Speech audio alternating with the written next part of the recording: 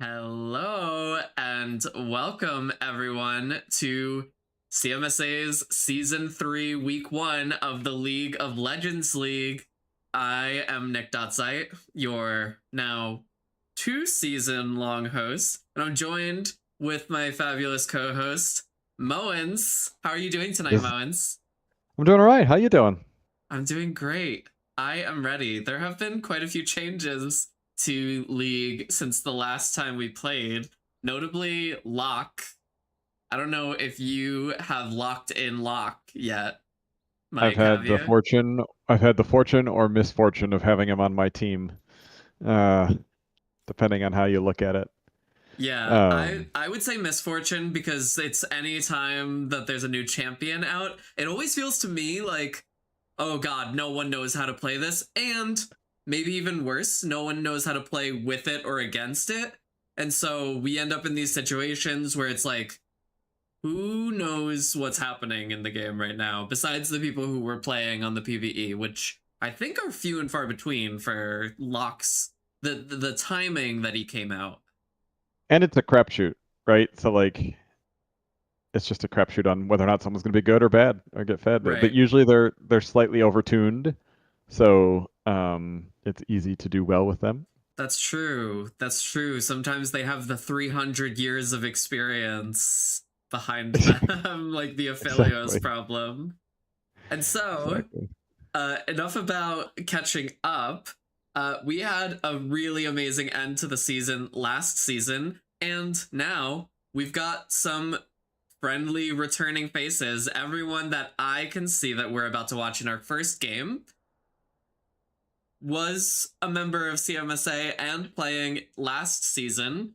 This, once again, is week 1. If you're interested, if you happen to be here and you're not part of CMSA or you're not part of CMSA's League of Legends League, join us in the Discord. Our links are in the Twitch panels and in the YouTube bio if you're watching on YouTube.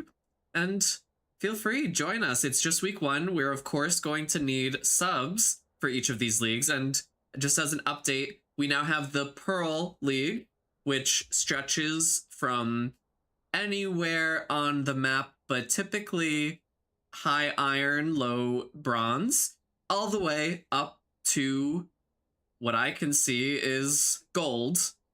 And then we've got in the Ruby League, which we'll be starting with tonight, is going to be everyone from platinum and above. So I do see some diamond players here that would have typically before been in the Topaz League, which has now been sunsetted. This is exciting. This is going to be a much wider range of skill levels that we're going to be watching. Right, and it's gonna be all over the place too, right? So I think it'll be I think we're in for an exciting matchup, no matter what league we're looking at. Yeah, It's going to be a wide absolutely. range of skills, Yeah. and they've put some effort into evening the teams out, right? So I think Yes. I think we're in for a 100%. surprise. I don't know. I'm ready to see because I always feel that the way I started playing League, I don't know if I've ever told you this story, Mike, but I had a friend who had been playing League much longer than me, and I thought, you know what, the perfect experience would be playing ADC because you need to learn how to manage the wave, you need to learn how to CS, you need to learn all of the basics, the fundamentals. And my friend happened to be a support main, and he said, you know, the really good way for you to start learning to CS? I'm a support, so I have less damage on my auto attacks. If you can get the CS instead of me getting the CS, like I'll compete with you for every CS, and then that'll teach you how to do it. And in the same way that that What pressure builds the CS, maybe that's what we'll see when what a we're getting delightfully ready for passive this. aggressive way of teaching you to farm. Yeah, yeah. I mean, very frustrating. And I mean, I'm sure you're seeing like we're almost ready to get into our first draft, which we will No, be watching. These awesome teams, Lads Delulu Lulus versus Blaine's Pirate Booty Baddies. Mike, do you think you would be able to learn League that way? Just finishing up on the story. no, I'd get too frustrated. My league introductory experience was with my friend Joe, and he had to convince me to play it because I didn't want to. I was absolutely against it. And then I was all mad that I was playing, and I picked Yorick. And I went up and I killed somebody with a shovel, and then I was in love ever since. Yeah. I was like, wait a minute, I killed somebody with a shovel. This is cool. I just have to cue them. And Yorick honestly is that champion still. Like is Right. still, even though he's been reworked probably since you played him in your very first game. Yeah, It's at least a couple of times. still delightfully broken. And you just smack people with the shovel. Because I think I've been playing since like 2011 or 2012, right? So it's been a minute. And you'd think, I would have learned to play the game. A fart. Yes, thank you. Oh, you're seeing it on the stream. I was like, oh, can you hear them now? No, that's directly to my ears. Thank you, the star, for the 50 bits. And From thank you Star everyone South to in your chat ears. coming in.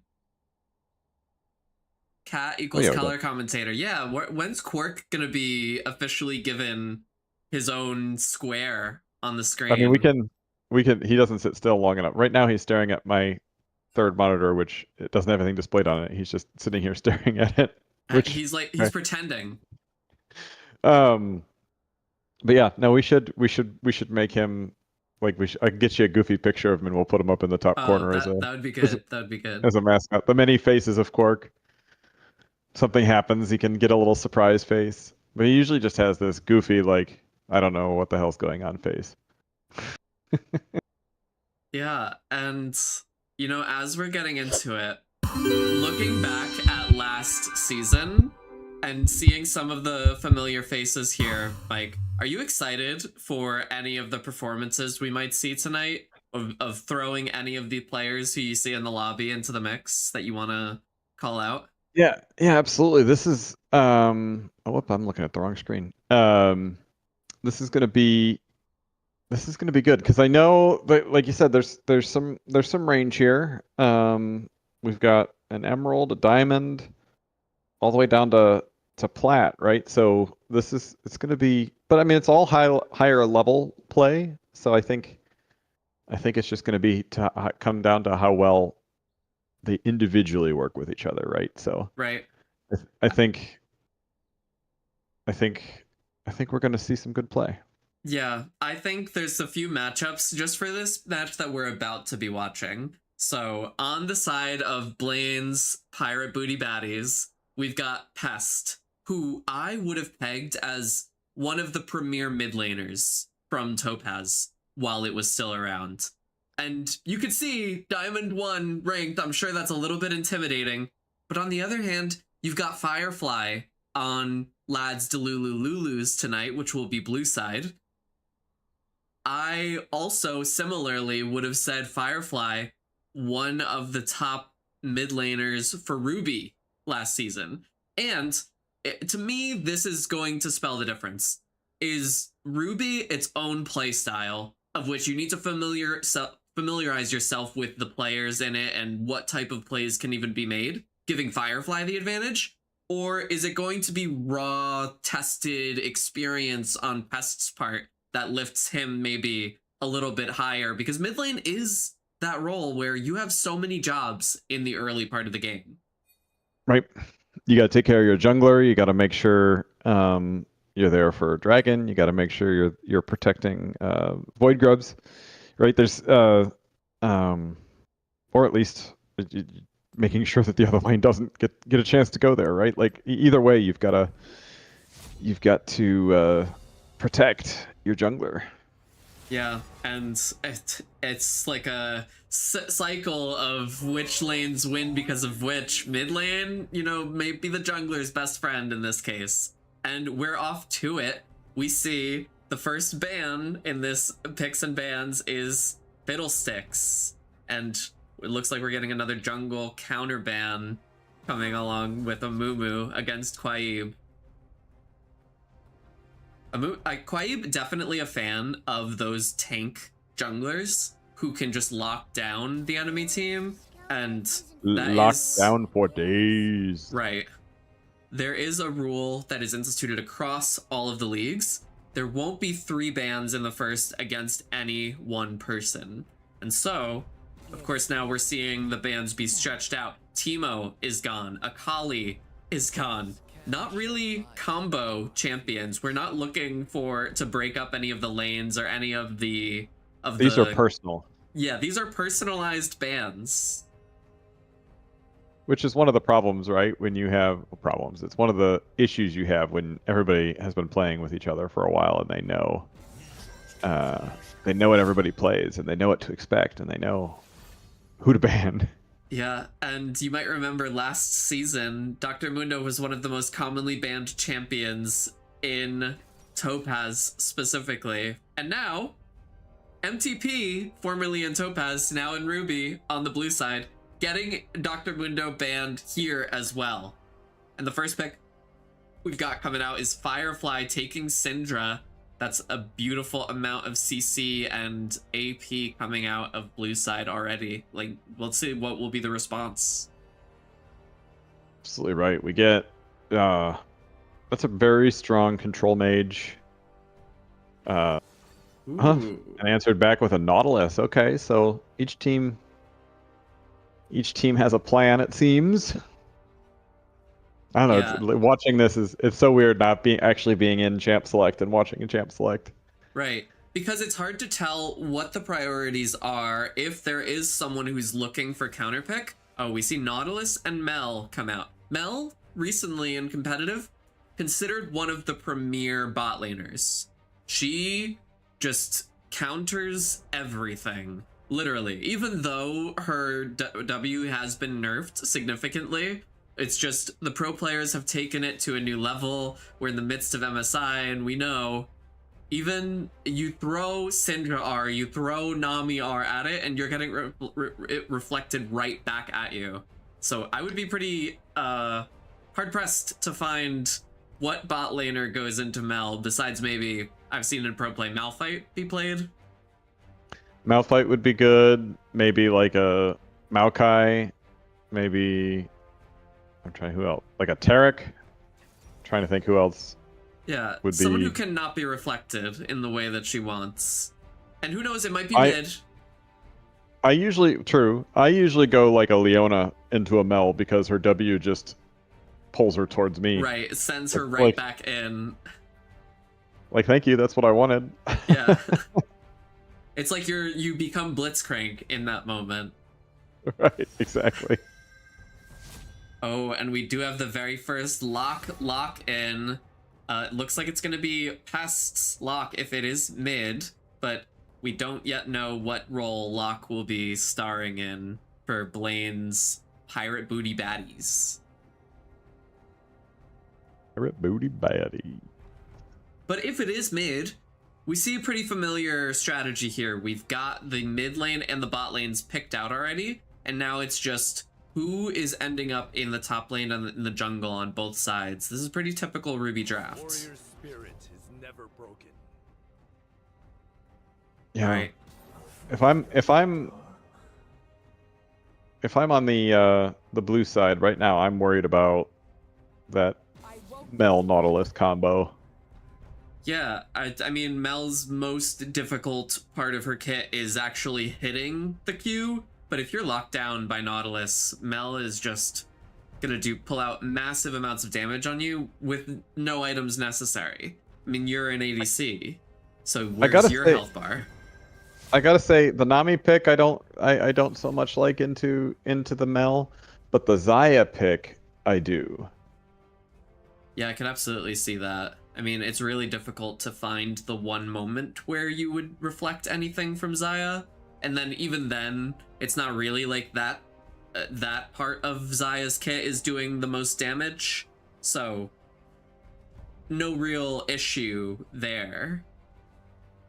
Right, but Nami's gonna have a lot of problems.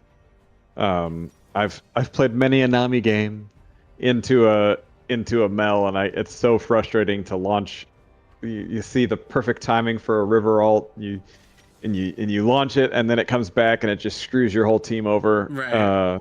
You are you're the third imposter in that sense. Right. Never have so many been so sad so quickly. You're right.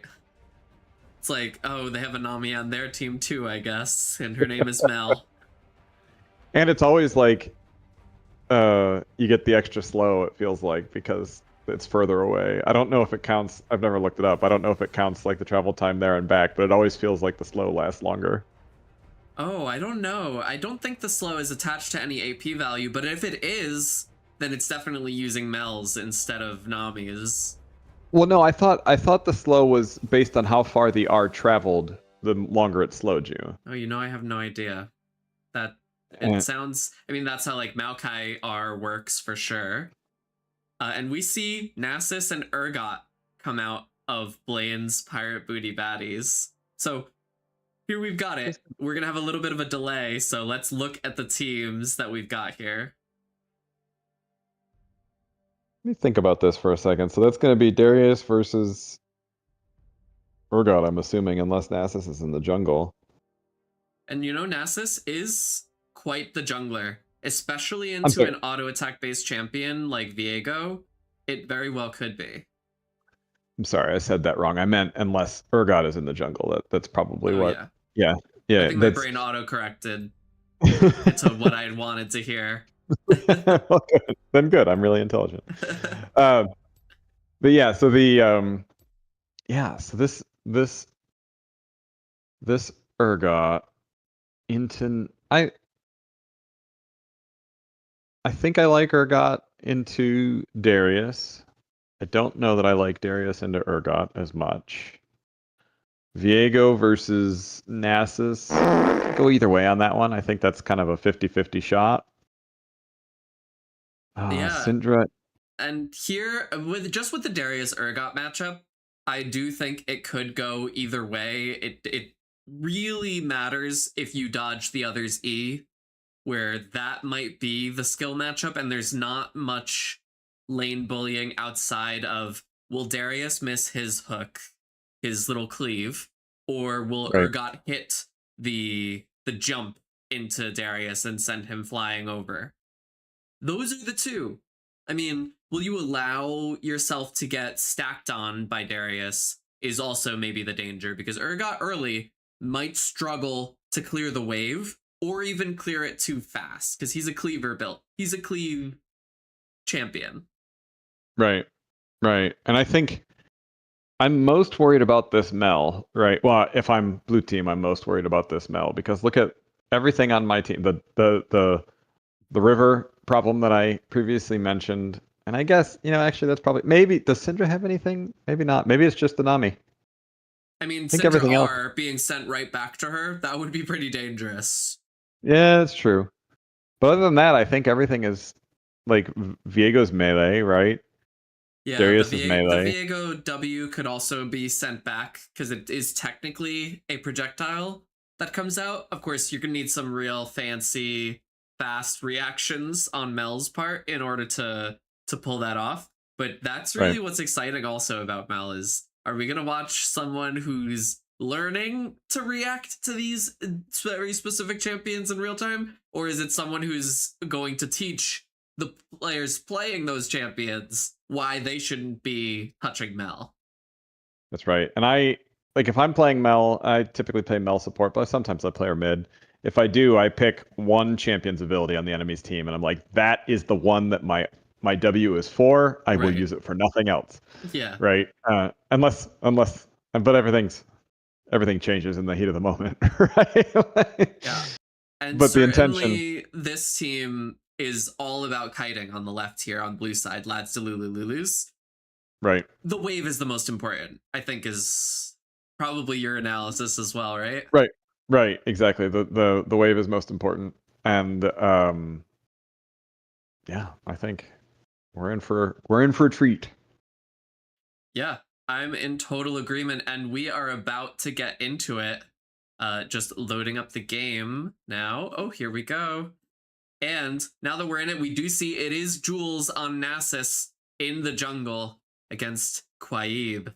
Jules and Quaib, both veterans of the Topaz League, and meeting each other once again in the Ruby League. I've got to interrupt you right here. I don't believe I've ever seen that Urgot skin before, and I love it. Oh, let's see what it is. What was the name? It was Urgot Clawfather or something. Clawfather?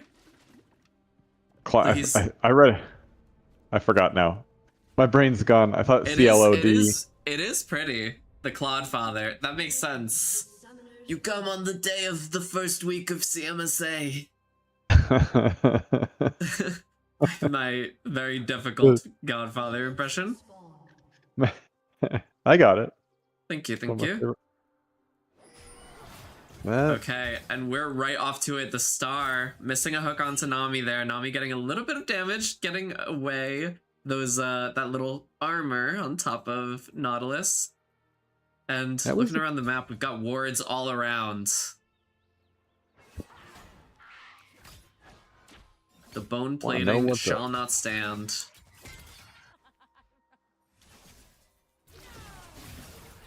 Oh, okay. See, immediately, Who Ate My Pop-Tarts coming out strong with that Q. If you can continue to do that, and if the star can keep his health up high enough, this is just showcasing, maybe it's a replay of an MSI game, why Mel has been played so often. These hooks are so close. Yeah. Uh-oh, okay, the star making a little bit of a skirmish, having to back away, just losing half of their HP there. And that's one of the most frustrating things about being a tank player, right? Like, sometimes you're just against poke, and sometimes there's like, you just want to get around and get that hook or get that get the stun, but you can't get close enough. Right. Your health is a resource. Ooh. And speed on Nami's parts is a really great resource here, as the star is looking like he's in a bit of danger. Might need to pop some of those pots and regen. As okay, here we have Nasus off to perhaps a little bit of a slow start, not yet done with one half of their clear. Oh, and back in action. Nautilus does land a hook onto Ritsu, onto that Nami, but seems like it's a disengage on both parts, as heal is gone and flash and ignite are gone on the part of Nautilus.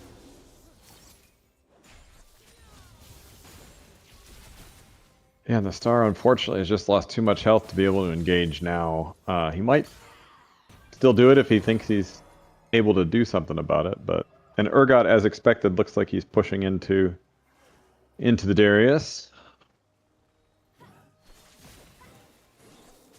Yeah, and now that we've got Viego's done with their first full clear while Nasus is still on the red buff in the top side, we'll see Viego goes straight for a Scuttle Crab as the mid laners are skirmishing, and we'll see who, I mean, obviously Viego's gonna get the first gank off, but will there be an opening for it? Doesn't look like there are any great openings, so Viego just heads over with their back as Whitefire, Ritsu, the Star, and Who Ate My Pop-Tarts are looking like they're ready for a river engage as the cannon wave is here. The Star lands a beautiful hook onto Nami. The follow-up E from Mel, Who Ate My Pop-Tarts, lands first blood with that execute. And now Whitefire looking to... Oh, the E does land, and Who Ate My Pop-Tarts ports a flash away. The Star is here, but there's not enough HP there. Oh, Zaya just unable to get the double kill onto Who Ate My Pop-Tarts, but she does take the Star's life with her. And now it's equalized 1-1 in the bottom, but Zaya's got a bit of an advantage. I think that melee really saved her life. Yes. Okay. Jules forced off of the scuttle, the second scuttle of the game. And now, I mean, with 8 less CS than Quaib and no back yet performed, Jules is kind of sent running for whatever scraps they can get. Unfortunately, only their Grump is up while Viego's taking the second clear already of their whole top side. Okay, the Star here looking for something onto Firefly does start. Let's see. Oh no, thinks the better of it. Yeah, looks like Syndra saw it just in time and kind of just backed off. Yeah, and it's a never mind angle. Oop, the Star might be able to look here. The Mel E does land just the outside part of it, and... Oh, the hook connects, and now Whitefire is in danger. The bubble gets reflected back onto Nami. The ignite comes out onto Nami, and now the star is rooted in place, leaving Ritsu and Whitefire free reign to head back to their turret. Quaib and Pest both looking for a gank here. Quaib is here first.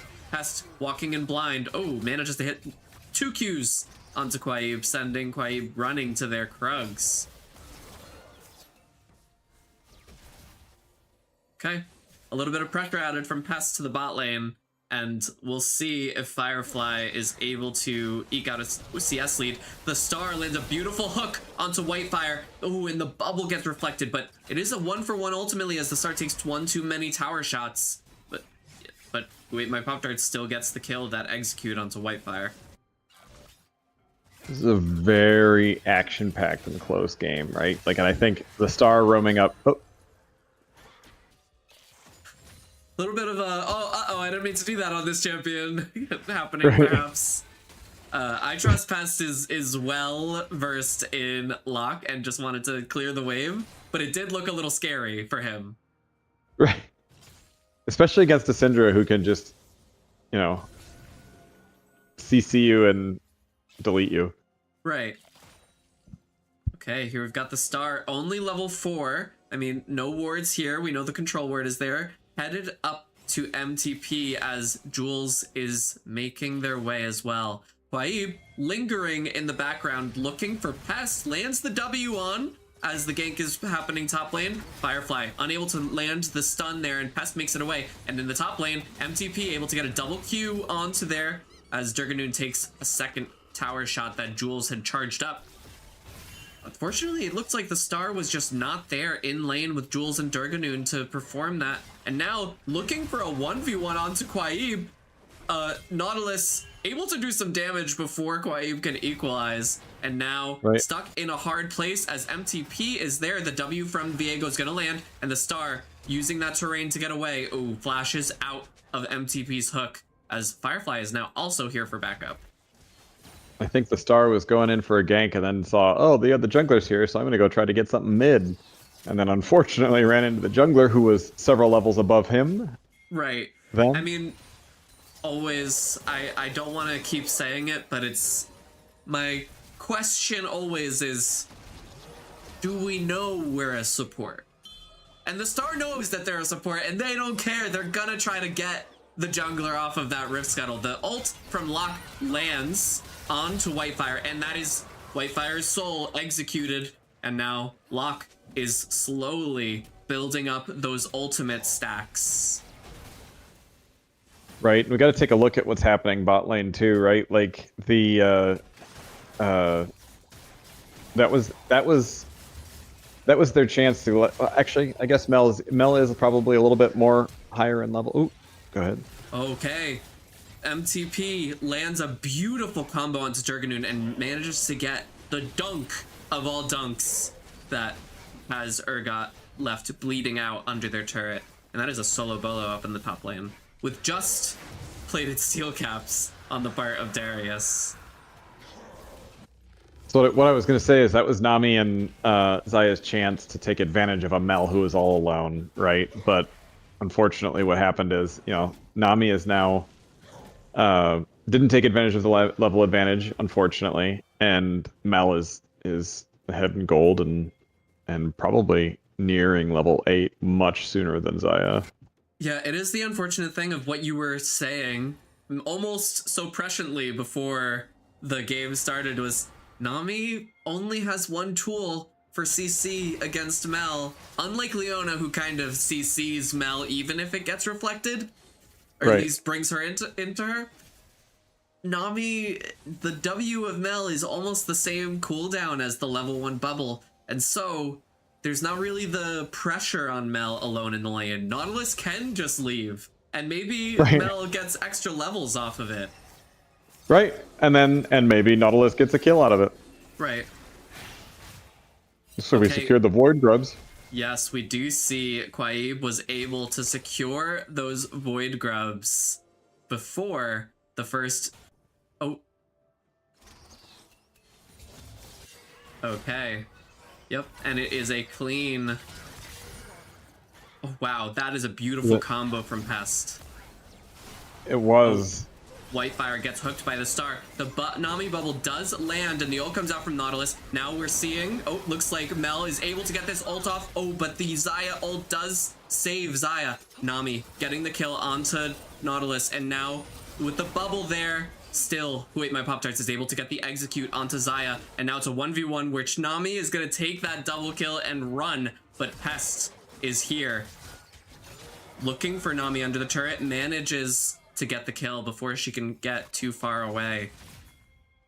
Here, we've got Jules looking for a gank here as Durganoon lands the ult onto MTP. MTP forced to flash away, and Jules and Urgot are looking for it. Unfortunately, I don't think MTP is going to make it out of this one as a bonk comes, and Durganoon take that kill, equaling up the top lane a bit. I know it's been like 5 fights since this, but I want to talk about the lock flash into the Syndra after she blew her combo. Like, that is the last thing I'm expecting as a Syndra, and I know as soon as it happens that I may have made a serious error in blowing my combo. Right. Everything is both an offensive tool and a defensive tool with Syndra. Right, exactly. They worked out. Neither of them died, but it was impressive. And at about 12 minutes, just half of 1,000 gold separates these two teams with a slight advantage towards Blaine's Pirate Booty Baddies. All right, of course, the objectives tell a similar story where we've got the Mountain Drake for red side and just the Grubs for blue side. Though, blue side, potential in Darius there to make some nice plays. I did notice also we've got an interesting rune on the part of Darius as we're watching this fight in the mid lane. Oh, Firefly in big danger, but then the ult comes out and Quaib is looking with a flash W, but unfortunately Locke is just too fast for Viego, and a level up. Well, the ult comes out from Quaib as Pest able to get their dash back. Looks like Nautilus or Nasus is coming in on the Syndra. Firefly throws a W, I think, and yeah, just the E. Off. No Wither available just because of the decreased range, not in Nasus's ult. I thought the Wither was E. My bad. No, About a minute since I played Nasus. Okay, Ritsu looking here, sends out the W with the E on themselves as the star catches MTP looking for a gank. Tries to delay MTP. Oh, and now MTP is sent running as Durganoon TP's in, and Who Ate My Pop-Tarts is well secured, and now it looks like they might even be able to turn it as Ritsu has lost the most health here. Nope. And just going to continue this freeze. Yeah, top laners down here. Everybody's bot lane. Okay, the Pest looking very aggressively at Firefly, taking 1/2 of their HP in just one combo and electrocute.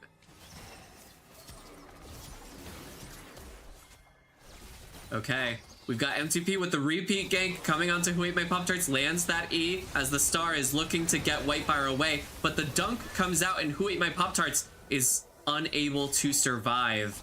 Even though that ult may have done significant damage to MTP. Oh, when Ritsu caught under the turret, the bubble comes out, but no, blue team is more interested in this dragon as now Jules and Pest are here. Oh, and the star ventured just a little bit too close to the dragon and is now gonna be flashed on by Whitefire and taken away as Jules gets Syndra ulted.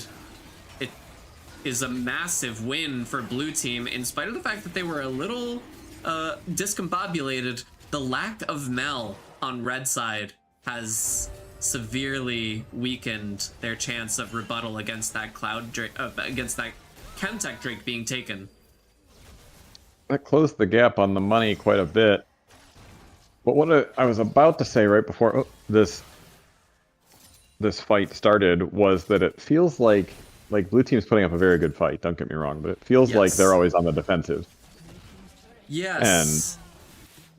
And like I am aware that the red team's more of an engagey type thing, but you still have to set stuff up, right?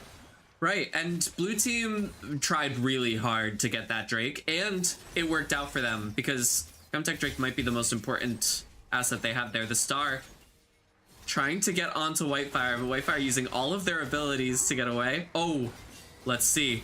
Xayah stunned just for a little bit there, but no, not too well coordinated between Who Ate My Pop-Tarts and the Star. Now Jules is here. And let's see. It's looking like this could be dangerous as the Star begins taking aggro. Okay, Jules immediately kills Whitefire, and the Star doesn't quite make it out, but it is a 2-for-1 and a very well executed dive on the part of Blaine's Pirate Booty Baddies.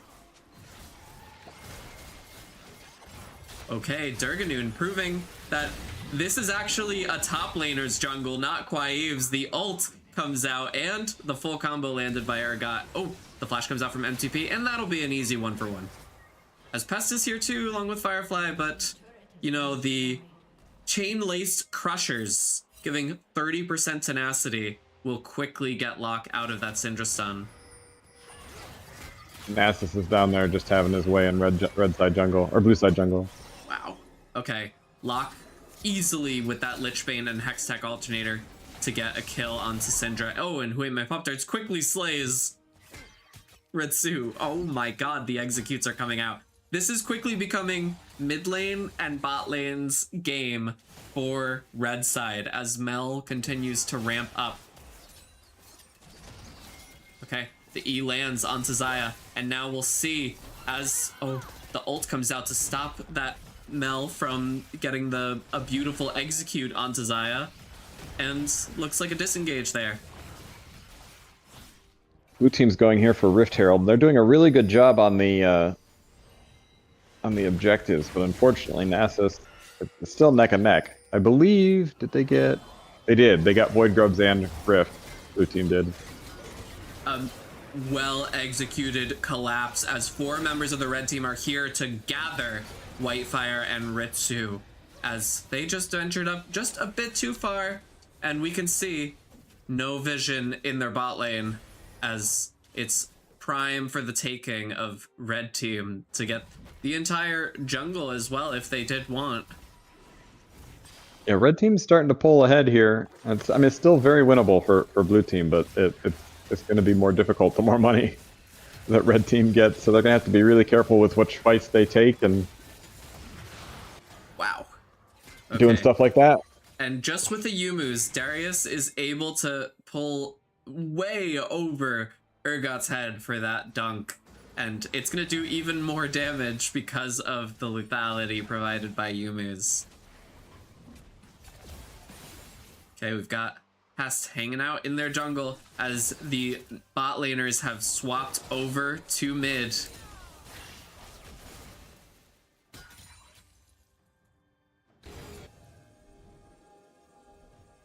All right, I love these moments in between the objectives where there's a little bit of a reformulation of what are our objectives. Looks like Pest is still doing exactly the same role he was in the beginning of the game, which was clear wave, get my mid laner down to at least half HP, and then make my way around the map. MTP here to stop the Star from warding. Oh, the Star beautifully buffs that Darius E, and then Mel sends the Nami ult flying right back at her.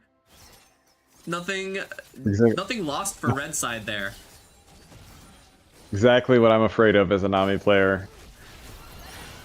Okay, Whitefire forced to be in place, has to ult to get out of the Mel damage, and now, once again, ults from support really well disengaged from. As there's just 3 seconds until this Cloud Drake.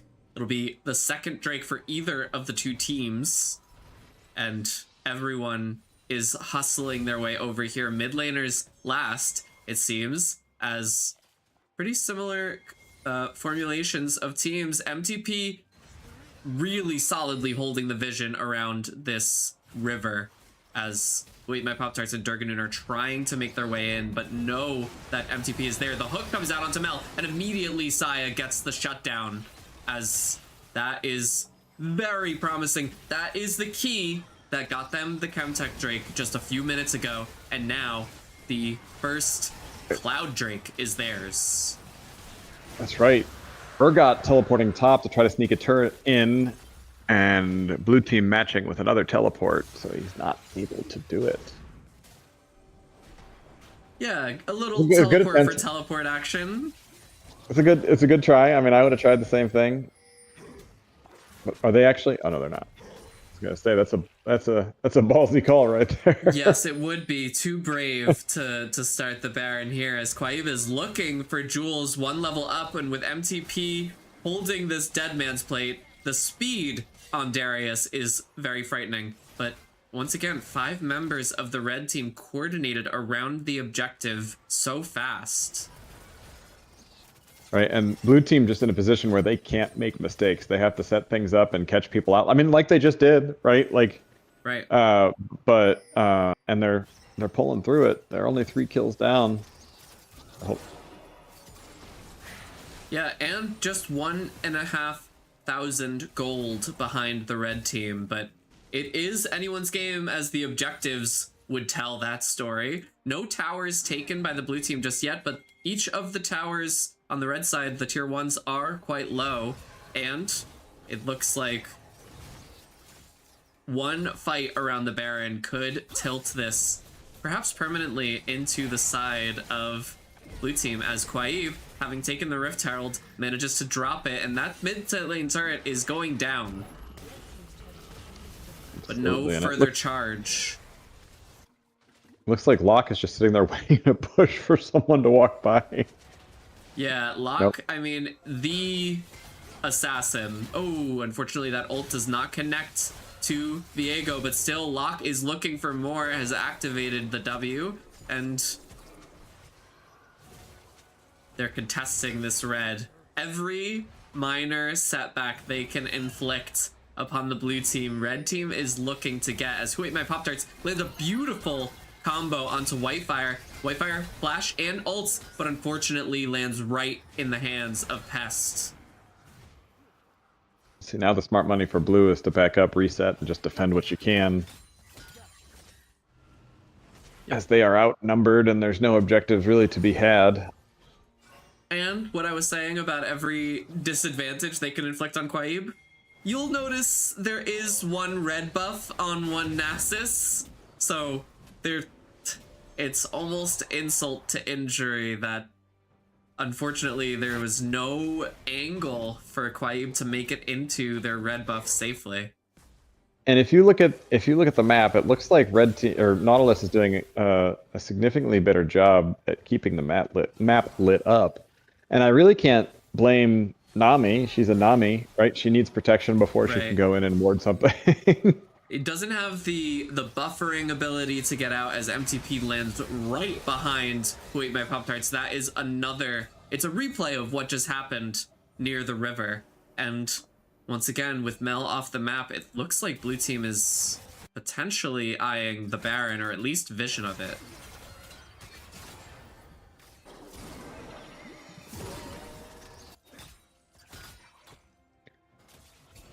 Looks like red team scrambling to get some pressure in the mid lane, as it is Mel's position to push.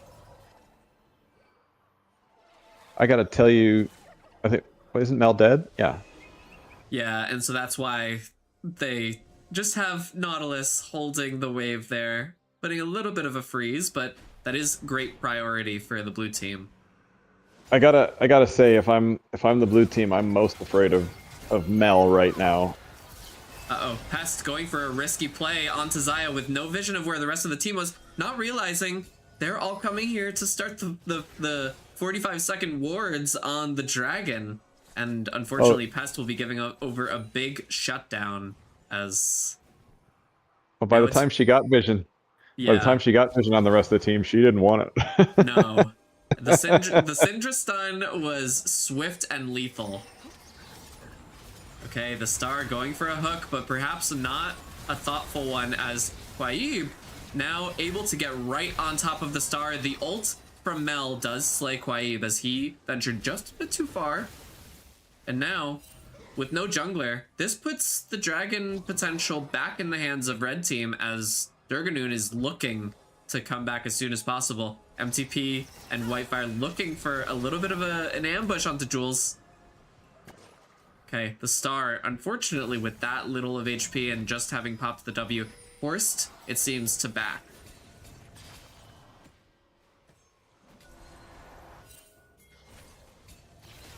Look at all these wards in that bush. Yes. Okay, we've got the dragon at half HP. Jules is here, but Viego's still not alive. The smite comes out, and it looks like blue team not ready to risk their lives and try to smite battle Jules. Just content to watch. I've definitely been there where I've said, well, I'm here. I might as well see if the enemy jungler has smite before I start something. Right. Okay, Pest. Oh, ever confident. Goes for Quaib in their own jungle, saying, you do not get to step foot in here. None shall pass. Yeah, Quaib forced to back. Are they setting up for Baron bait? Okay, MTP walking right into what he thinks is Pest alone, but Jules is there for backup, and now 3 members of blue team are still here as the Star lands a beautiful 3-man knockup, lands the Q onto Ritsu, and Pest forced to hide in that bush while Whitefire is searching still. Wait, my Pop-Tarts lands a beautiful ult onto both Nami and Xayah, and now all but 1 member of blue team are gone off the map. And just Firefly is here to watch as the 4 remaining members of red team are starting up the Baron. I've been in that Syndra's position before where I'm just charging at the fight like I'm ready to help you guys, then everybody dies and you're just like, you know what, I'm cool. Yeah. I mean, unfortunate I'll go the other way. If the Star was not there, it very well could have been a 3v2 onto Jules and MTP and Durganoon, or Jules and Pest. Right, but that extra CC lockdown just made it too much for blue to handle. Yeah, that's potentially a game-winning play. As small as it is, it's the fact that Firefly wasn't there in time to stop the Star from single-handedly stopping Whitefire from killing Pest too early, and stopping all of their team from getting off a combo that could have won the fight before Mel arrived. Well, and like I was saying before the match too, right? Like the red team is just so well coordinated, right? Like did you see how fast everybody collapsed? I mean, they weren't all standing right there. I mean, even Urgot teleported top to help and assist with the fight. Okay, MTP almost a little out of position. Does make it out, it looks like. Oh, the Wither comes out from Nasus. And we will see the ult comes out from Urgot. Then the flash does not get him away from the ult. And now MTP forced to run away. The Nami ult does come out and manages to get a good slow. But now Jules still on the hunt. The Star's ult will find Nami. And it looks like Nami is going to be down as Quaib goes in looking for vengeance. But unfortunately is ignited and gets killed by Pest. And now Whitefire and Firefly forced to flash away, but the Star lands a beautiful hook onto Whitefire, and now Jules is here as well, looking for something. MTP's health is dangerously low, and so is the Star's. MTP does get the kill onto the Star and onto Jules, as now the blue side is turning this fight around. Durganoon, Pest, and Who Ate My Pop-Tarts forced to run away with their tail in between their legs before they give up any more of the precious Baron they worked so hard for. Right, it feels like every time red gets an advantage, blue team finds a way to just kind of scrape along and get just enough of it back to still be in the game. Yeah, it's been very back and forth with just who has the resources. Seems to be the dividing line. Back to the team comp, we didn't talk about it before the match, but I like red team's team comp a lot better for this match. Oh, easy to say now, Mike. No, I'm just I kidding. know. I know. No, I think you're right that it is. I mean, we did talk a little bit about it with the kiting aspect of blue side. Oh, Durganoon, unfortunately, forced into a 1v2 there as both as Quaib, yes, as Quaib and MTP are able to very quickly burst them down. And with just 7 seconds until the third Cloud Drake of the game is here. Oh, the Star landing a really good hook onto MTP stops Who Ate My Pop-Tarts from being in harm's way completely. And, you know, gives a chance, at least, that there could be some response, but I'd think better not, as it's safely in the hands of Quaib. And Right, now and that's Locke- sole point. Yeah, I think Locke was aware that it was going to be their Oh! dragon anyway. Ult not even necessary. Who Ate My Pop-Tarts delivers a swift fatal blow to Ritsu with just the E and Q. Never seen anyone pop so fast. Right. That's Mel's having sushi tonight. Okay, Jules able to take a little bit of this jungle, and red team is here. It's 3 of them. The ult will come out from past, and Firefly's life is gone. And here we have it. In spite of the fact that blue team just got that Cloud Drake, they are now down 2 members on the map in terms of pressure, and they're giving it up in terms of the bot tier 2 and that top tier 2. Uh-oh, Whitefire in big danger as Pest manages to get the kill there, able to Zanya's after teleporting away, and Quaib is in danger, down really low, and loses his life as well. It's looking like this could be the end of the game as they have a beautiful wave. Jules still has their ult, and they are whopping on this inhibitor turret top. Right, as soon as that turret, and you got Urgot just taking the turret bot as well, right? So they're going to lose 2 turrets, probably 2 inhibs. Yeah, if not the actual end of the game now, at least spelling some of the end, as Durganoon making their way out, but 0 waves on the blue team side, as it's just 50 seconds until the next Baron. Oh, MTP lands a nice hook onto the Star, but Star forced to flash away. Right, and if I'm blue team right now, I know they're going to be going for that dragon, and I know that we need to have some sort of Hail Mary in order to win this game. Right. You could see the desire in Ritsu to go up there and begin warding, but the assassination capabilities of red side and the immediate slows that come from those who cannot assassinate, just, it's too intimidating for just 2 members of the blue team to go by themselves. And you know what I've noticed? I don't believe I've seen a Nami ult in a while. I think we're a little gun shy of... Yeah, only using it for disengage when Mel is not present is what I've noticed. Right, exactly, which is the right move, right? But... Whoa, Who Ate My Pop-Tarts brought down to 1/4 of their HP just by a Syndra combo. And now it's the battle for the game here as Who Ate My Pop-Tarts on Mel falls to Quaib, and Quaib is here trying to get a little bit more of a kill. The Nami ult comes out beautifully. Jules does manage to get the kill onto Quaib, but now it's 4 against 3 as the Star has fallen, and Whitefire may be able to get past. No, does not quite land that hook, but the Syndra stun will get to Durganoon, and MTV still has their ult, and now it's 4-2 as blue team eyes this mid lane turret and has successfully pushed red team off of the Baron so that they can potentially start dealing with the 1, 2, 3 super minions that are headed towards their inhibitor or Nexus turrets.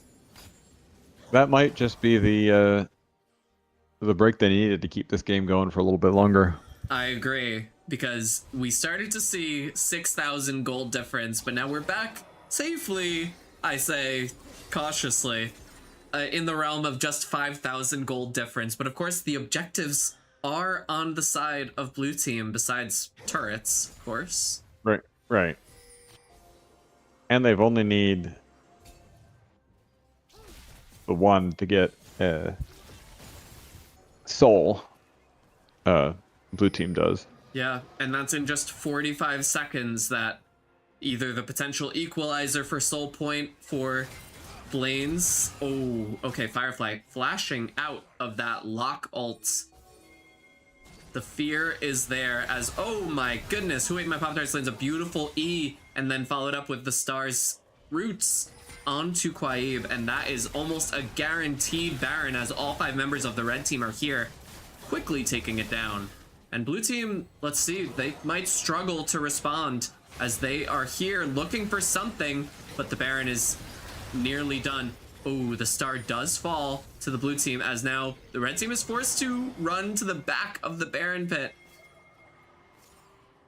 Looks like they're getting just a little bit of pressure mid before headed down. The soul is here for them. Soul's there. There's a control ward that they're going to have to kill. Who Ate My Pop-Tarts running in at full speed to try to... Wow. If that Zaya ult had not come out, that would have been a Mel immediate end, probably. The lock ult comes out. There's just 1.5k left on the soul, and red team steals the soul points away, and now blue team is sent running out of here. They did not get the soul they wanted. Whitefire 1v1ing Who Ate My Pop-Tarts as the rest of red team is able to severely debilitate blue team. Now only 2 members of the blue team are left as Baron and no soul have been taken. That's right. And Viego stayed back and was defending the turret. May or may not show out to be a yeah. Okay. It is not a defendable turret, unfortunately. No, not at all. And that will be game 1 of the night to Blaine's Pirate Booty Baddies. Very well done. As we see, it really was the plays around the objectives that made the most difference. But really, it was what led up to all of those. It's like the plays just outside of the ring of the objectives. Unfortunately, Quaib getting caught out with no vision around the Baron led to the dominoes falling in such a way that blue team just could not recover. Those Nautilus hooks were clutch. Nasus's plays changed the game, but I still think Mel was the linchpin for red team there. Yeah, 100%. I mean, the Star, some really great hooks.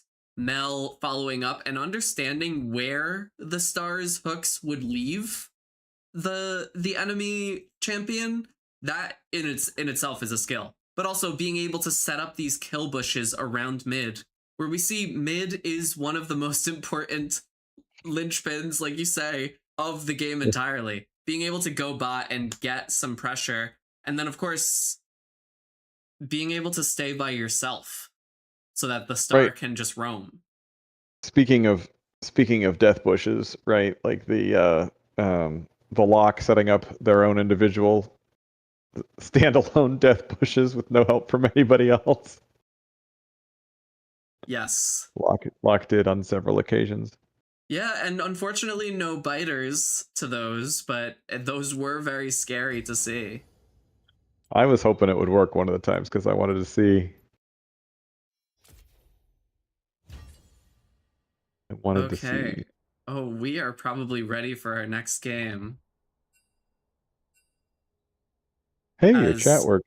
Yeah, my chat is connected. We are finally inside. We are going to be watching the next of our 2 games. We are going to be watching the Pearl League is going to be playing their second game of Season 3 of CMSA's League of Legends League.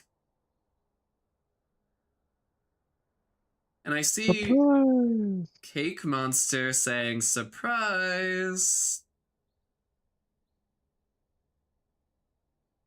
Okay. And let's just ask how long this will be until the game starts, as we may be able to take a little bit of break if they are taking a break. Oh, it looks like we're ready. And it is true. Cats do love you. Cats do love me. That is the league name of which I've chosen and lived by for so long.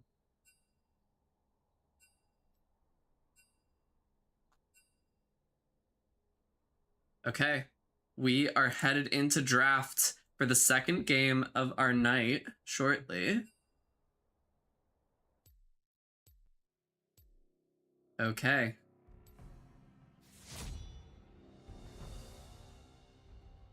All right, here in the Pearl League, Mike, can you give me a reminder of some of the great picks that we have in the Pearl League? And I'm wondering if you could read my mind of which ones I'm referring to.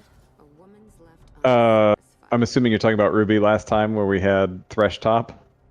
Was that Ruby that we had Thresh Top? I thought, yeah, Yeah, and but they're- also Zyra Top. So many that are... But they kind of got combined, right? So, and I can't remember who. I think it was Pinky Soup was Thresh Top, right? Yes. So I don't think they're. I don't think believe they're they're here. But we might still see some of the plays that we know and love from Ruby, taking us outside of the meta, but making it look like it's meta. Because And making it fun. yes, of course.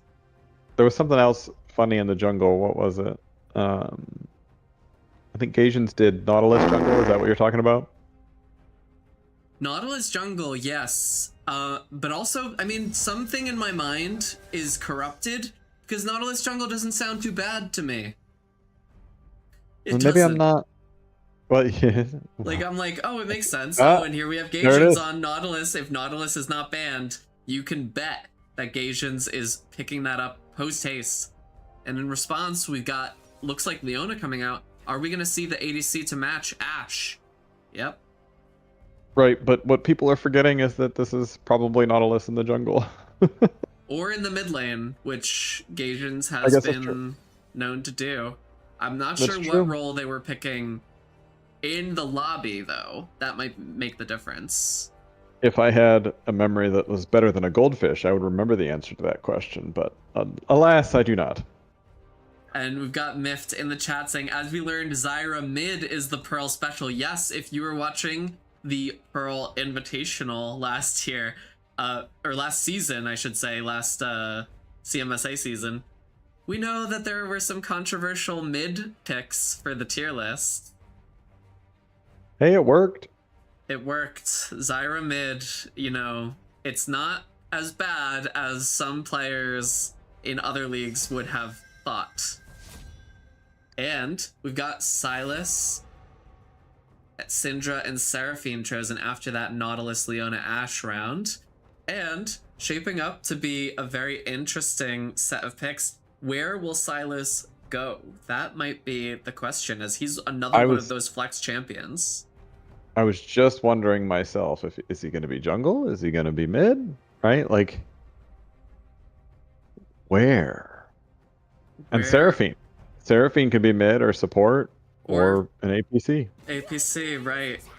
Although I do believe DSauce, if that is their Seraphine, it is probably support. Okay. Okay, we've got the Veigar ban, so we are suspecting that a mid laner is still here. Yeah, interesting. Well, Veigar could be bot as well, but you're right.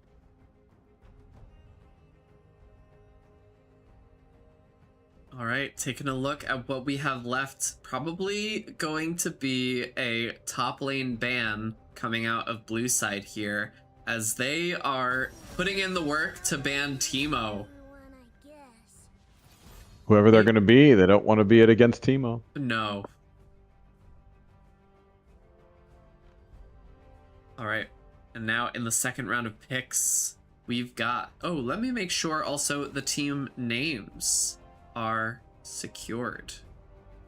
Got on the blue team, Kaisa's Kittens in this second game of the night. And Kaisa's Kittens will be against Brahms Babes. Oh, and Sona Anylane was the response of the chat. Yeah, Sona we've seen in quite a few lanes to varying levels of success, I'd say. But there we've got Seraphine matched with Smolder, now probably solidly as the support bot lane duo for Kaisa's Kittens. And let's take a look at what our last pick and then potentially the counter pick top lane will be for Brahms Babes. Oh, Ooh, Warwick, see. interesting. It is likely Warwick jungle then, isn't it? Yeah, I And mean, I maybe- suppose it could be. I've seen Warwick top, but not often. Yeah, you know, Nautilus, Silas, and Warwick, they probably could just be the triangle of... Well, Warwick's probably not mid, but in other combinations, there could be, as Urgot comes out as the top lane pick for Brahms Babes. Yeah, they could be using this right now to decide, hey, you know, which one of us wants to use which one of these champions in which lane. Okay, and with that, we've got about 3 minutes before the game starts. We're gonna take a tiny break, and we will be right back when this game is starting, and we'll make sure we deliver all of the insight about what we're thinking about these teams. And we'll see you very soon. See you in a sec.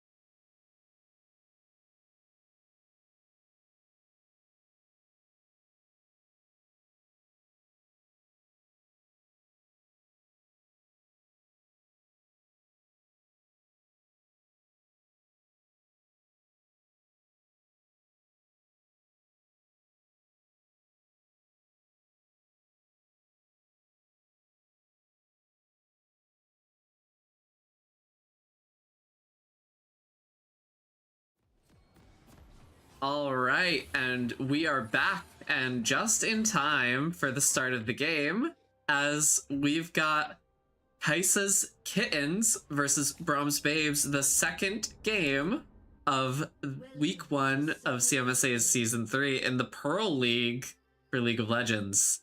And we've got John, Jotaro Albane, Gaijin, Seira Akemi, D-Sauce against Jogon, Cake Monster, Squall, XX87, Black Lily, and Julia Naughty. And we are off to a bang as D-Sauce quickly lands a root onto Julia Naughty as that W from Ash comes out, the spray of arrows. And so, Mike, in the meantime, while we were on a quick break, who are you liking for this game? It's a good question. I think I gotta go with red team from just a pure league team comp point of view, right? But never underestimate a Nautilus mid. Right, a Nautilus mid whose job entirely is based around making sure that Seira Akemi on Smolder is able to stack all the way up to 225. You're right. We saw some interesting position from the bot lane there as Seira Akemi's already taken a third of their HP. And it's not spelling good things for Smolder continuously being able to stack, but it's not the end as... Well, and let me put it this way, right? Like I think red team wins if it finishes early. I think if the game goes long enough, it will be blue team. Sure, yeah. Well, while Smolder's still not a champion, red team has got to end the game. Exactly. And before Gaijins can stack up the... I don't even know. There's not really a good single stat for Gaijins to go. Oh, that turret shot does create the right amount of blood for Jotaro Albane as flashes come out from both Gaijins and Squall to get in and out of that situation. Ooh, the Leona E does not connect, and a beautiful amount of damage comes out of Seraphine onto Black Lily as Black Lily is trying to get Seira Akemi. Oh, and that is first blood as that Ash arrow with lethal tempo does come out in time before the flash from Seira Akemi.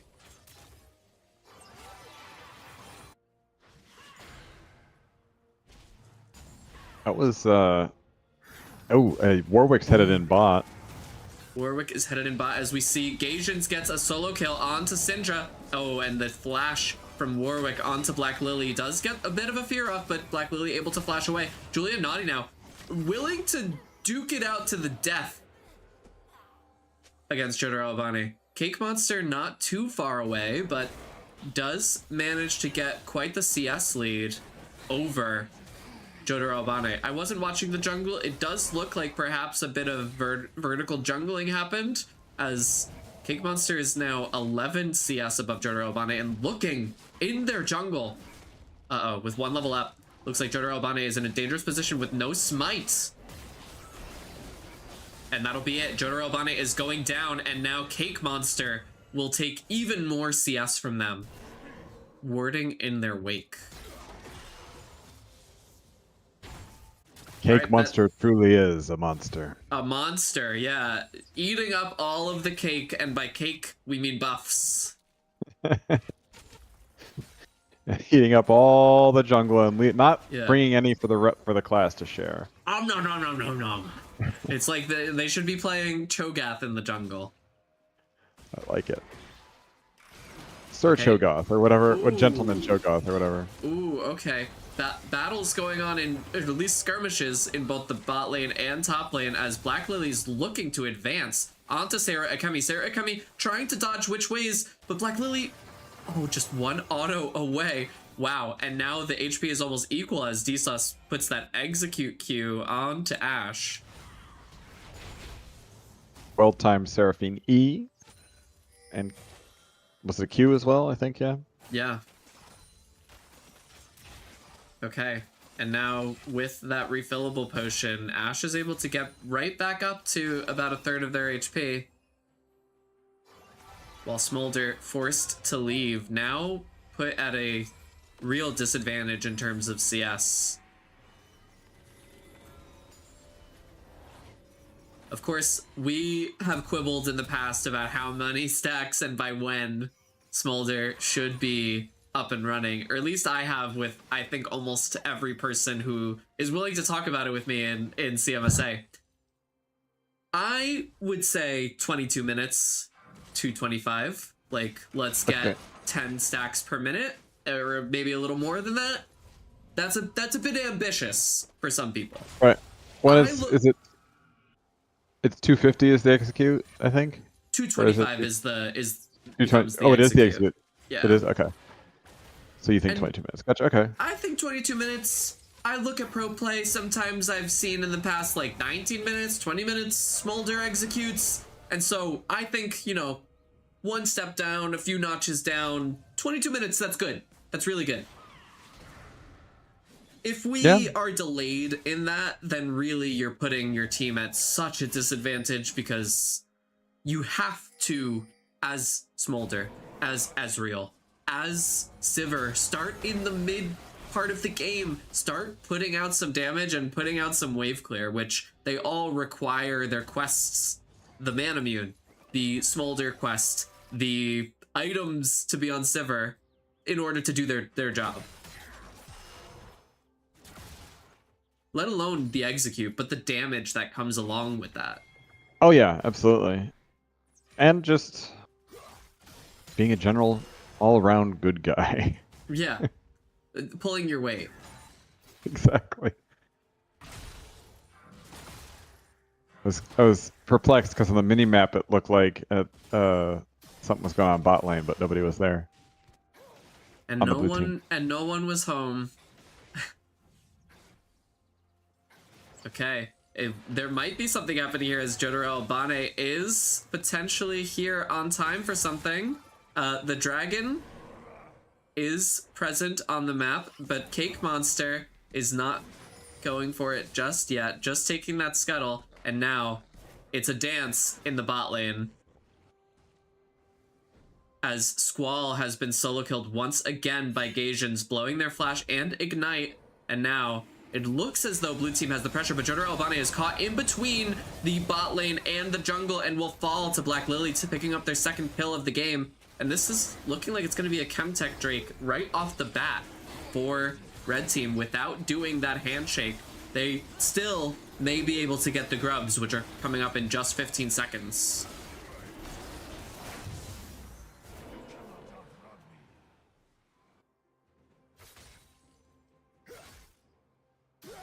All right, you Marvelous. know, with our break, I realized we also were able to miss a pause pause? that happened at I the saw beginning of the that. game. I saw that. Yeah. The always good when you forego avoid the the waiting pauses. game. Yeah, exactly. Oh, the ult comes out from Ashe, but unfortunately Leona is stuck behind minions and unable to connect their E to continue the fight. And here in the top lane, John is holding his own against Cake Monster and Jogun as Jotaro Albane is looking to be here for a backup. Squall going into the jungle instead is now potentially caught. No.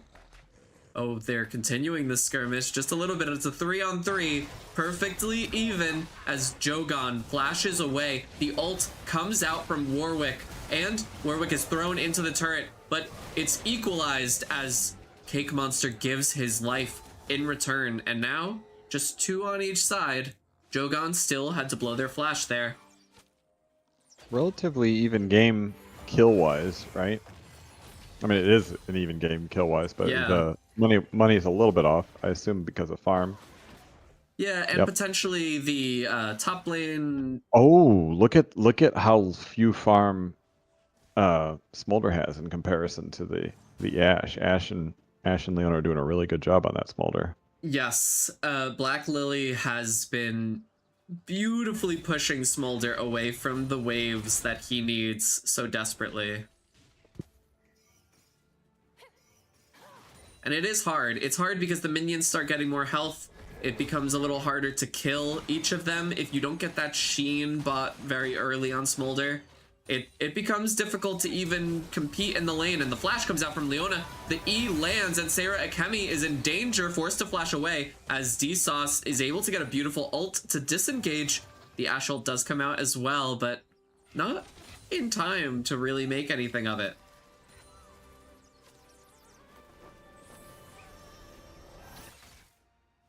All right, there we have Smolder once again forced to back as Ashe and Leona have free reign over the lane. The Grubs being taken in the meantime, and as the top lane skirmish is happening, Squall is able to get an ult off onto Jotaro Albane. The Ignite comes out, but oh, and does get the kill there, as now Jogon is here, hoping for the members of his team to come back, and John and Gations are forced to run back into their jungle away from the objectives, as 1 grub was taken by blue team and 2 by the red team, Brahms Babes.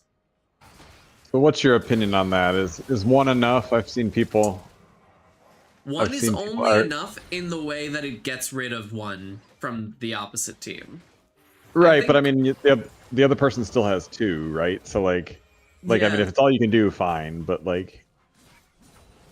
Yeah, I do think that the advantage of having all 3 is too high, so it's worth giving something up for just 1. I do think it's worth it. No, because I've seen junglers go in and just kill 1 and then walk away. Right, No- because no they're already denying the advantage. They don't want to waste too much of their time.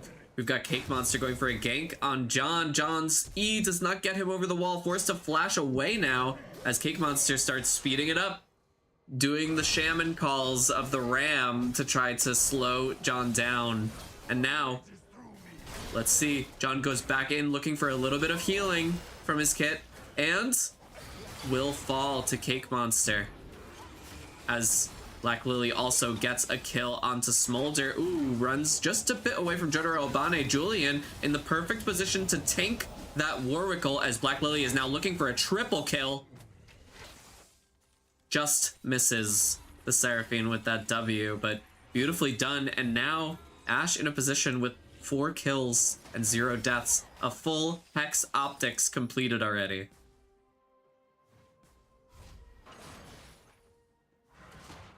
And really well done on CS as well.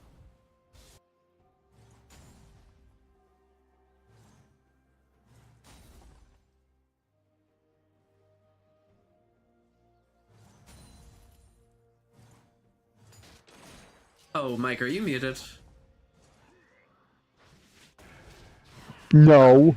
Oh, uh-oh. I saw your lips were Yes. moving, but I didn't hear anything. Yeah, I muted to yell at the cat and then forgot to unmute. That's I was all just good. and what I said was really eloquent too. So you guys will never know. Yeah, and we'll miss it this entire time. Oh, the Q and ult comes out from Gations onto Squall, but it's not enough to get the kill there, as Seraphine forced to try to peel away for their ADC once again, and it's another double kill in the bot lane, as a beautiful ult came out from Julian Naughty.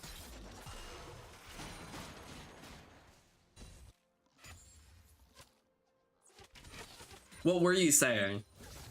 I'm blanking right now because I was trying to think what I was saying and I have no idea. I think it was something about playing against an Ashe that's really fed. Yeah, and how much of a pain it 100%. is. And how much of a pain it is. And this is with Ashe- Berserker's Greaves on this Ashe, which she has Right. completed her quest already. Smolder has not, just because of the farm difference. Well, and she's like she can chase anyone down, especially a Smolder, even with the flap, right? Like, doesn't really matter. I've been shooting you. You're slowed. I can just catch up to you again. And then Right. since she has Leona, like, all Leona needs to do is hold her still for long enough to Yeah. activate the slow again. You've got Cake Monster forcing the flash out of Gations, as there's a little bit of a misconnection there with Squall. The ult comes out and Squall will get the kill, but Cake Monster will go down in return, giving Gasions some much deserved and happily received gold. Jotaro Albane looking at Squall, lands the ult after flashing, and the fear will get Jotaro Albane that kill. That Nautilus is the kill leader for blue team, as expected, right? Like it's just such a weird off pick. Mid lane, I think people aren't used to playing it or playing against it. Right. Ooh, okay. John and Jogan skirmishing here as there's a few missed abilities on both sides. And let's see. They both choose a detente to take some of the minions. Okay, looks like Ash and Leona are once again trying to set something up here as Sarah, Kemi, and Dsauce are safely playing within just a few meters of their turret.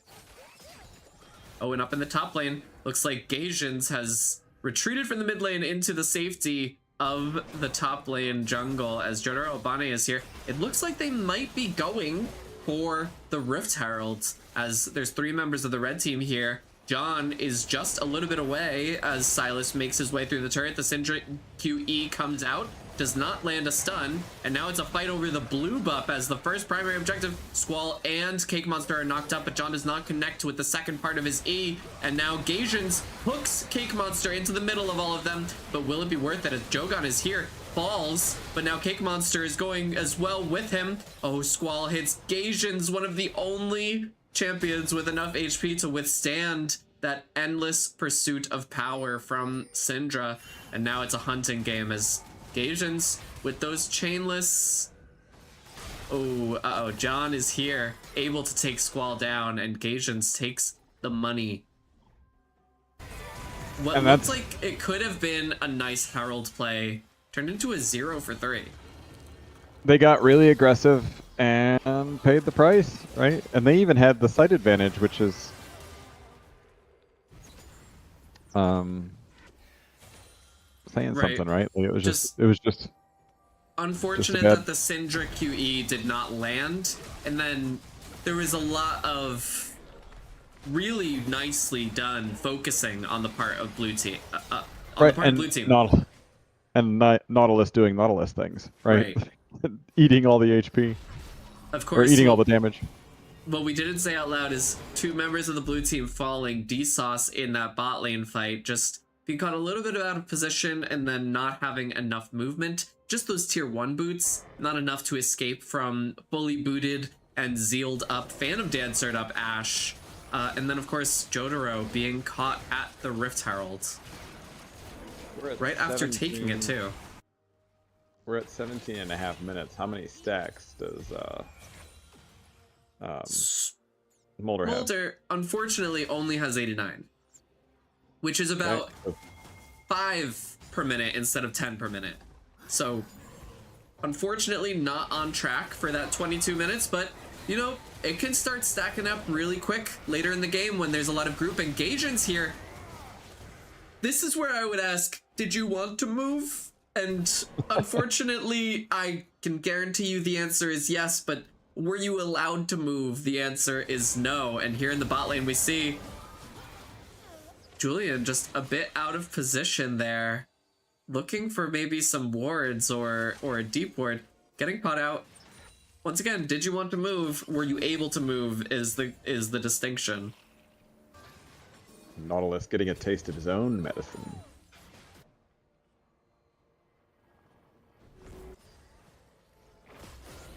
Okay, Cake Monster preparing as the Hextech Drake. The first of the oncoming soul is coming to the pit, and it looks like every member of each team is ready, headed over here. Well, Silas recalled. Oh, Silas did just recall, leaving red team in a much better position as Ash has so much prio in the bot lane, but Silas manages to TP down, trying to force Black Lily away. The ult comes out from Black Lily, and Silas will be stunned just for a little bit. But here in the mid lane, the Rift Herald was dropped, and Gasians is taking it far and away. He's used as an escape mechanism. Yeah, now just 3 members of the blue team headed back over to Sarah Akemi. The ult comes out from Dsauce, but it will not stop Cake Monster for long as Jotaro Obane is potentially the first to fall. Now Sarah Akemi forced to flash away as John is looking for a way out. Dsauce will get stunned by that QE, and this is looking pretty securely like it is a dragon in the hands of Brahms Babes, as there's no smites on the blue side to take it from them. And thus securing their 3rd Drake. Yeah, that's soul points, and it is just 5,000 gold that separates about the same amount that was at the end of last game in the Ruby League. Right. But 5,000 gold plus nearly all of the objectives. That is a dangerous combination. Oh, John being forced to sit still as Syndra and Leona just launch a flurry of blows. And let's see. The last QE will come out from Syndra, getting that kill as Jotaro Albane manages to get past Leona onto Squall, and Squall is going to fall. D-Sauce here, unfortunately not able to root the Leona, but Julia Naughty is still alone. As Gaijin says, I don't even need to be there, I'll just head back mid. And D-Sauce takes the kill onto Julia Naughty. On the subject of you're saying, Leona, did you want to move? Bonk. Nope. You can't. No you want to movement move? allowed on Bonk. either team. Yeah. Oh, Sarah Akemi getting a beautiful shutdown from Black Lily. Let's see, that was 700 gold plus the default amount. So that's a beautiful entry back into the game for a champion who up until this point has only been able to build 1.5 items. Okay, the ult from D-Sauce lands onto Cake Monster. Cake Monster also giving their gold to Sarah Akemi. Is this potentially the Smolder gather around? Nearly at 22 minutes? Got 126 stacks, just 100 more separate the Elder Dragon within Smolder from rising out.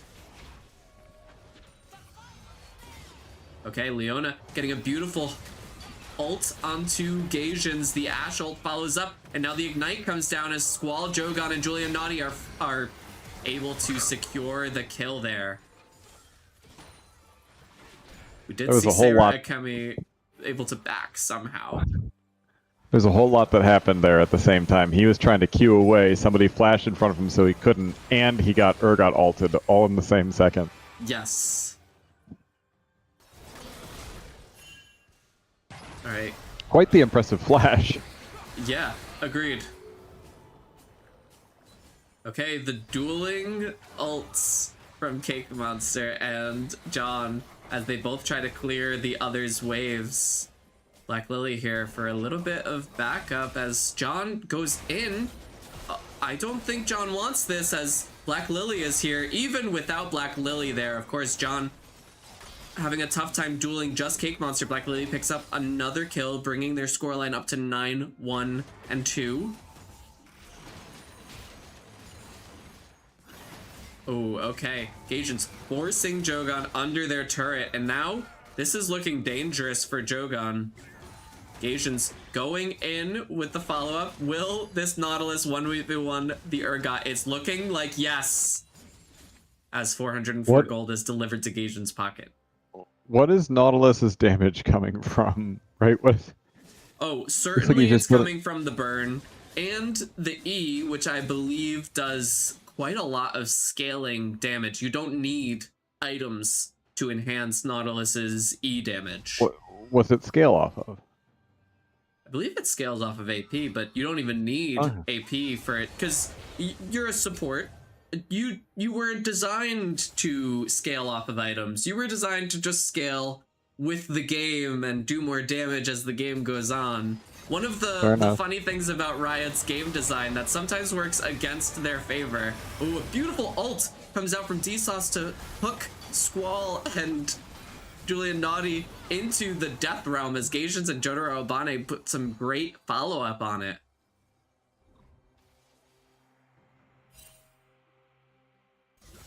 You were about to say one of the that works against them. Yeah, certainly. Riot's often had this issue with League of Legends where a champion comes out who's designed for the support role and just they have way too high of scaling and they're able to just go wherever they would like because they could just swing it. They have the wave clear or they have whatever it is, or even in the opposite sense. Oh, okay, here we see John able to get on top of Black Lily and Jogon, unfortunately, out of position as D-Sauce, Jotaro Albane, and Gaijins. They could look for Baron here. I think they're looking to make sure that Cake Monster does not get the Hex Tech Soul. And looks like they're going to be able to push this away as Jotaro Albani almost has their ult up. They know Cake Monster is around. John looking. Let's see. The E will not connect as Cake Monster flashes back in, and Jotaro manages to smite the Drake away as DSauce running for their life. Cake Monster will be the first one to fall, and then Julian Naughty not far behind. This is dangerous as blue team has made their way, crawled back into this game. Smolder just 75 stacks away from the Elder. Not only have they crawled back into it, but they're ahead now. Okay, yep, Jogon going just a bit too far up. That Silas Urgot ult just barely misses.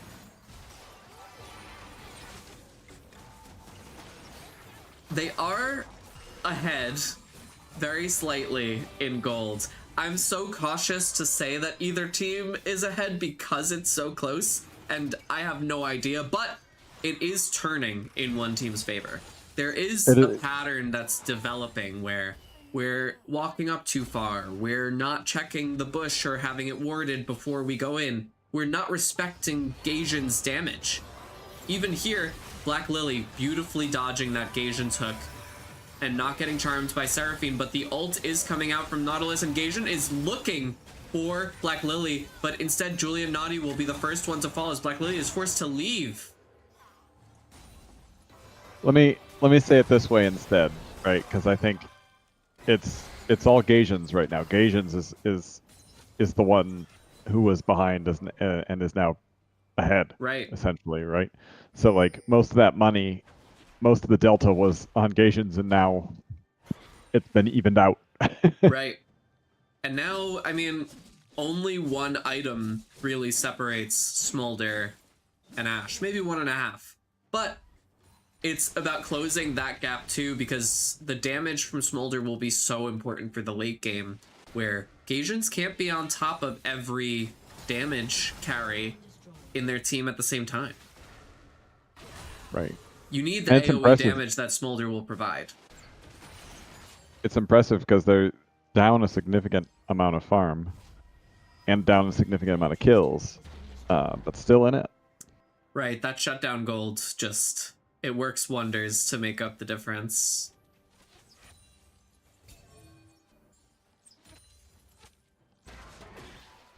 Okay.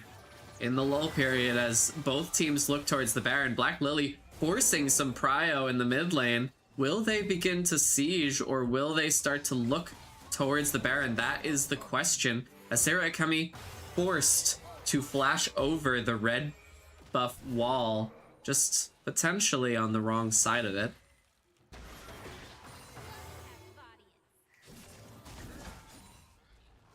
Okay, red team looking for the right position to engage in an ambush, as Julian Naughty will find Sarah Akemi there by those chickens, and now the rest of blue team is making their way around. They'll find Cake Monster here and pull him out of the blast plant as Julian Naughty is also stunned. Cake Monster will be the first one to fall as Julian Naughty is forced to flash over the Dragon Pit wall, and Gaijins flashes after them as well, gets Squall in a hook, and now Julian Naughty is going to go down. John is on top of Black Lily as Jogon makes their way away, trying to make some space. Black Lily, unfortunately, moved a little bit too close in that dance and gives up their life as well, as Gaijins, hungry for more, looked for Squall, but is instead going to find the minion wave down there.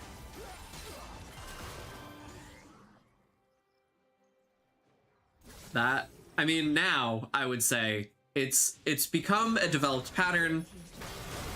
Gaijins has made way too much minced meat of the squishies on the red team. Just That's always being able to find the right time where he's not going to be demolished by them, but still get a beautiful flash for flash and then some out of them. And pull them out of where they want to be, which is Nautilus's job. Yeah.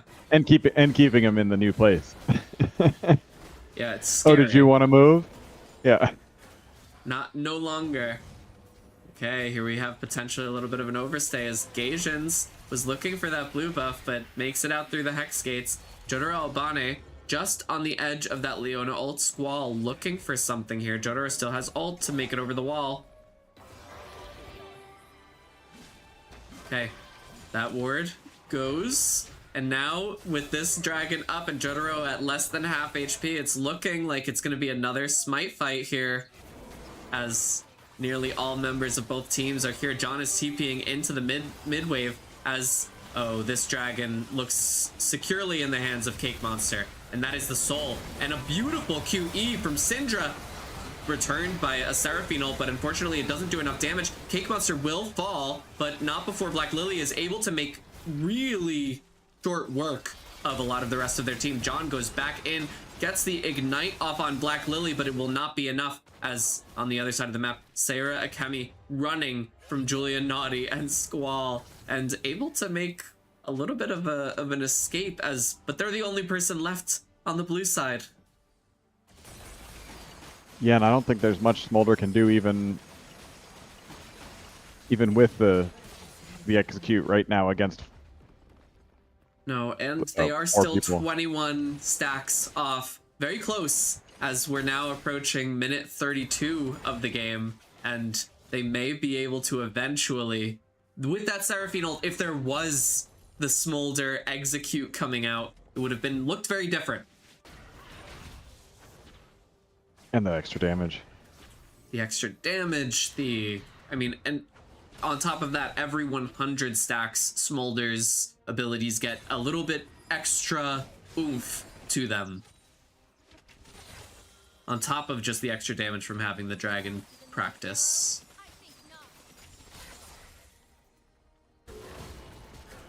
Okay, we've got D-Sauce looking towards the Baron, getting some vision there, as the red team continues to just make their revives and head back onto the map. Looks like it's a competition for the Baron vision. Okay, Black Lily sees D-Sauce a bit out of position. Julian Naughty is here. D-Sauce is going to go down. Unfortunately, it's just taking a little too long moseying around for the vision, and ending up walking right into the most lethal members of Brahms Babes. Right, and unfortunately, the price for Seraphine's damage is that she can't take a lot of it. Very nicely done on Squall's part to Zanya's, but John is able to still get the execute off. And now John, 1v1 in Cake Monster. Oh, let's see, is not able to, but gets a good 1-for-1 as Black Lily throws the ult as Warwick ult is coming on, and is able to get the stun long enough so that it starts after Warwick leaves unstoppable, is what we saw there. So what could have been the game-winning play on to killing Ashe and stopping the Baron from being taken led to Black Lily's outplay and securing the Baron. And Maple Mamba, I know you're asking in chat, this is the second game of the night, and we will be headed back over to the Ruby League after this one. You beat me to it. I was about to answer the question. There wasn't a lull. I needed a lull. No, I'll let you have it. No, I'm just joking. There's just, it's scintillating. Right now they got the Baron. They're pushing with it, and I think this it's not looking good for blue team. This push, they're gonna lose a lot, I think. No, it definitely is the right momentum gain for Black Lily. Ooh, the ult from Julian Naughty comes out. That's one less tool for the siege. And now it's looking like John with Ashe ult is forcing red team away from their mid lane. All right, did you see how fast they took that turret? They're about to apply that same thing on bot turret as well, I think. Yeah, and no members of the blue team besides D-Sauce's Seraphine is here. Let's hope that Seraphine stays safe. Ooh, the QE comes out from Syndra, and that turret, just like Mike said, quickly dealt with. The John and overgrowth didn't Jotaro help. Albane. Ooh, narrowly missing.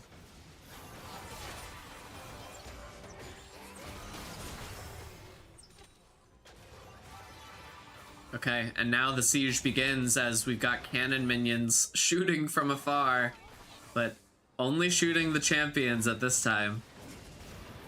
Right, and if I'm blue team, that's really annoying because I can't step out that far without Leona locking me down. Oh, Gaijin's going for a hook. The Leona ult follow-up and Squall Zanya's, but now John is in on top of them. Cake Monster soon to fall. The Smolder execute has come out, and now we're looking at blue team coming back on top. They're still a little bit behind on gold, but they have broken through the Baron Siege while Jogon went to clear out mid. Jotaro Over is Albane. now online. Yeah.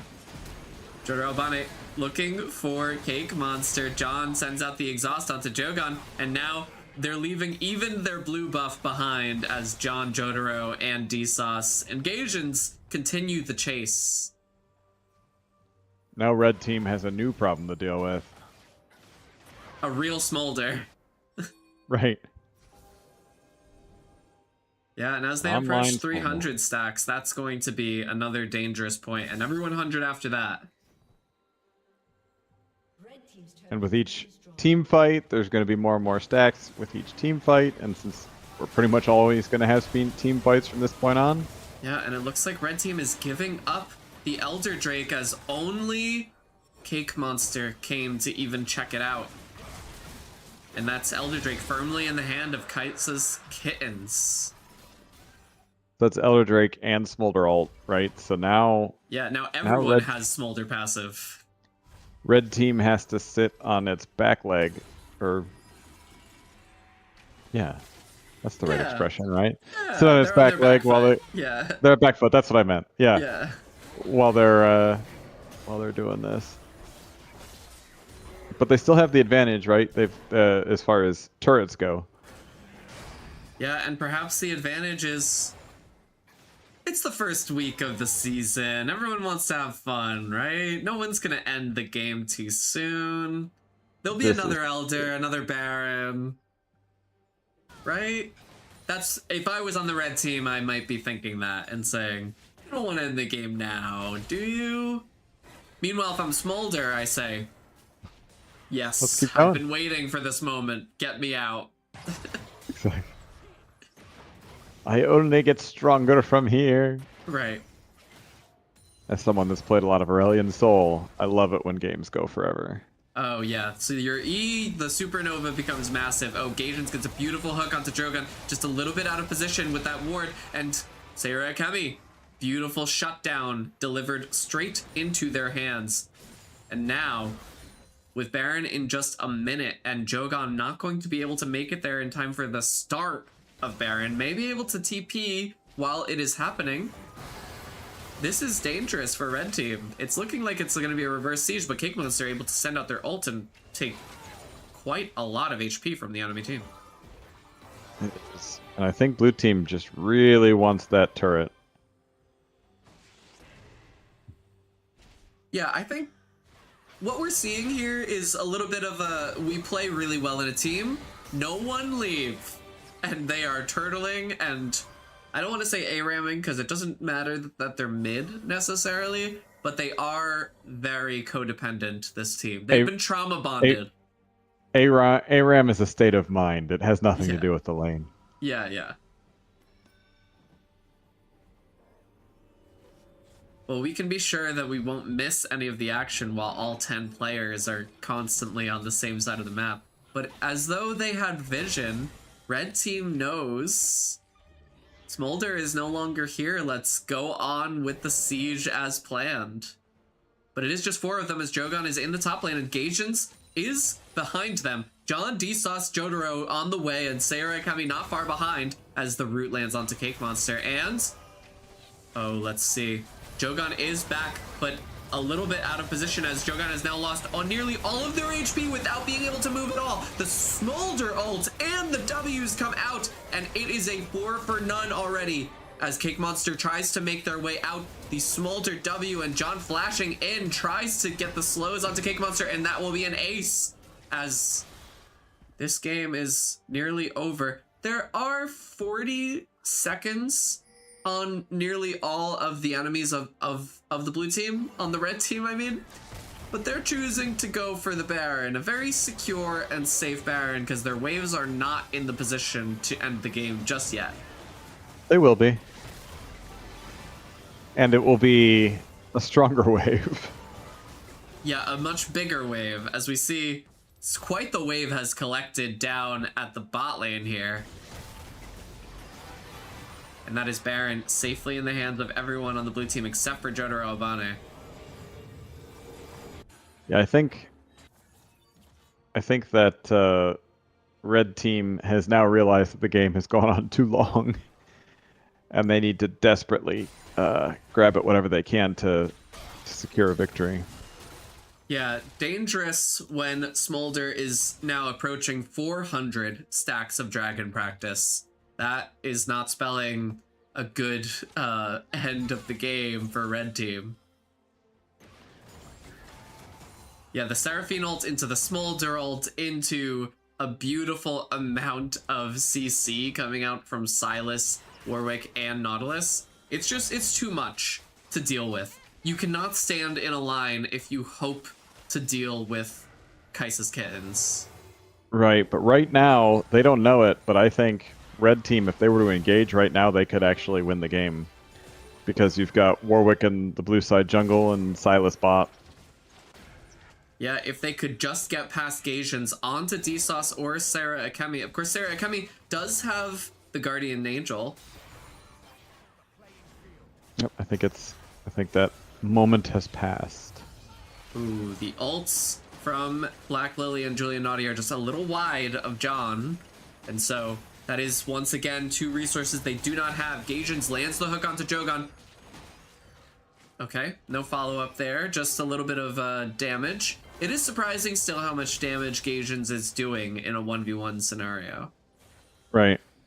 And Warwick's just pushing top there. Ooh. Gonna crash that turret waves here soon.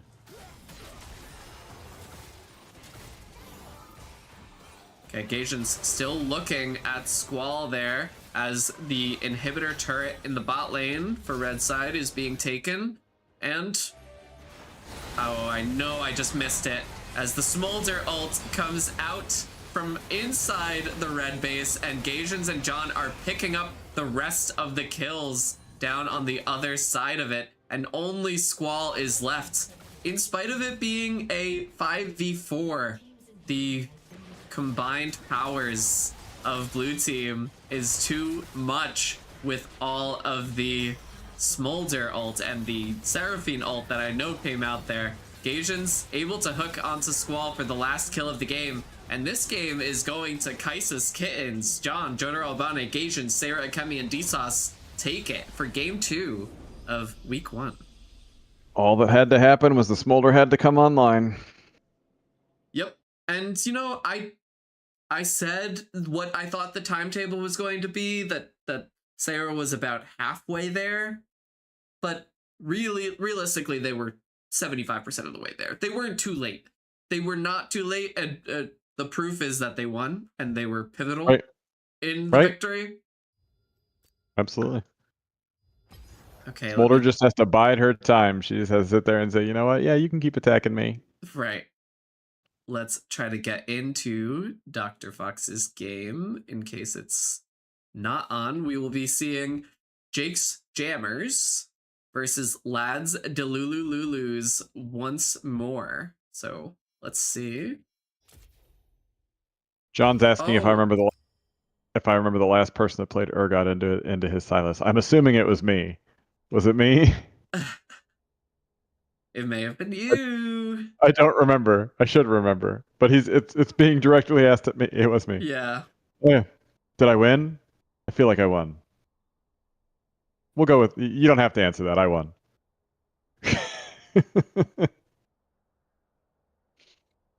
Okay.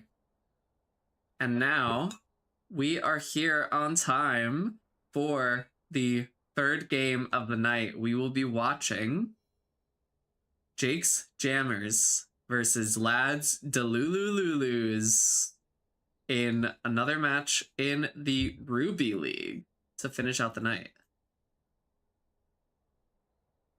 And I was joking. I actually did win. I'm sorry. John was saying in the chat what happened is I was just joking, but apparently I did win. Yep. I mean, Silas. I'm not sure. The E from Silas, the second E will overpower Urgotzi, but it's like you have to throw it out as soon as you see Urgot going for it, and you have to make sure you hit in the right way. Okay. Let me see. Are we got the same team for team 1? Yeah, we do.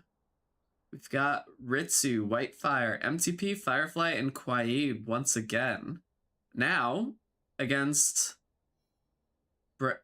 Jake's Jammers, which will be Poggle, King Yeti, Dr. Fox, Doofies, and the Cookie Nabber. We've got Cake Monster and the Cookie Nabber in I was just CMSA thinking the same. now. I was just thinking the same thing. The Cookie Nabber. Don't let him near my cookie jar.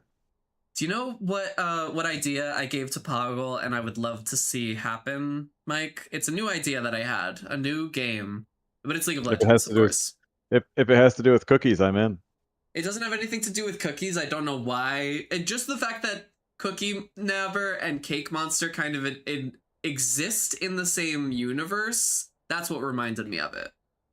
Okay. So, a CMSA season or like a one-off tournament in which everyone chooses a champion and there's only one player per champion. Everyone chooses a champion and enters the tournament. You're then sorted onto... Is this Summoner's Rift or another? Summoner's Rift. Okay. You're then sorted onto a team in which you match the region of all of the other players. So, like, if you picked Sivir, you're going to be on a team with Azir, Nasus, Renekton. I got you. A bunch of other Shuriman champions. And then you face off against a Demacian team or a Noxian team. Like an Olympics. Zillion, but yeah, like an Olympics. It could be the League Olympics. That's good. I like it. We'll see if it ever happens, but that's just an idea that I had. I think it would be a lot of fun if we could balance the teams around it. Yeah, we need people to sign up. So if you're watching and you've never signed up, join us. That's your cue. The League Olympics. Join us at least in Discord on CMSA Esports Discord. Exactly. We play other games too. Okay, so first, 2 bans on each side. We've got Sona out and Galio. And then we've got Syndra and Amumu as well. We've seen Locke be banned. I'm sure that after seeing Pest on Locke, that's just a standard ban. They don't want to see it again. Locke still hasn't made it into my repertoire yet as to ban champions, right? Like, I've been playing a lot of Leona lately, so I just ban Morg. Hands down. Banning and then Morg, I see a Locke. wow. I don't want to place that as a Leona. Mm-hmm. You don't? I agree. It's really annoying. You disagree? Well, I just think, you know, Morgana's not very scary. I understand exactly of, like, she can be the one thing that stands between you being useful. But then, of course, you have to rely upon your team actually being able to make an advantage of the fact that they have Morgana instead of, like, a stronger support. I guess it's because a couple days ago I faced against a Morgana Sivir bot lane. It was the most annoying thing. I mean, I just bet you're not able to interact with them at all. It's just like, okay. It was so boring. I don't get to play, and they're shoving in the wave every minute, so it's like we're sitting at our turret. We won, and it made me feel so good when we won. Oh, good. But they deserved it. We got a 100% for playing Morgana. Vel'Koz Nautilus? Yeah. We've got Sejuani, Caitlyn on the blue side, and Nautilus Vel'Koz. Vel'Koz, I recently learned, has of the highest of the full combos of any mage. Vel'Koz does the most damage in the game. And most of it is true damage because of his passive. So not only does he have the highest number total damage, it cannot be mitigated. 50% of it can't be mitigated. So if there's one champion that needs to be watched out for, I'm thinking Vel'Koz is the true damage champion to break through resistances. This has absolutely nothing to do with anything other than League of Legends. What champion do you think would be the worst roommate? The worst roommate? Yeah. And why? Gnar. Because like there's no reasoning with Gnar Gada, Gnar Destroy, Gnar Smash. Like if you could tame Gnar, maybe he'd be a good roommate. But like Caitlyn's probably could be a good roommate. She might like be nosy, like snooping in your business, but like it's fine. What do you think? I was like, Draven never shuts up. Teemo throws his shrooms everywhere. Mundo goes where he pleases. Right? Like, you're thinking they're the worst? I'm just thinking out loud. You know what the worst would, like, one of the worst is a Mumu. Because it's like, get over it. Like, enough. Mumu. I think you're right. Yeah. I think we'll go with that. A Mumu. I like that. It's like, oh my god. Enough already. Anyways. Yumi doesn't pay rent. I see I just got a message. I'm hoping it's not from an Amumu player who is upset that I've said something.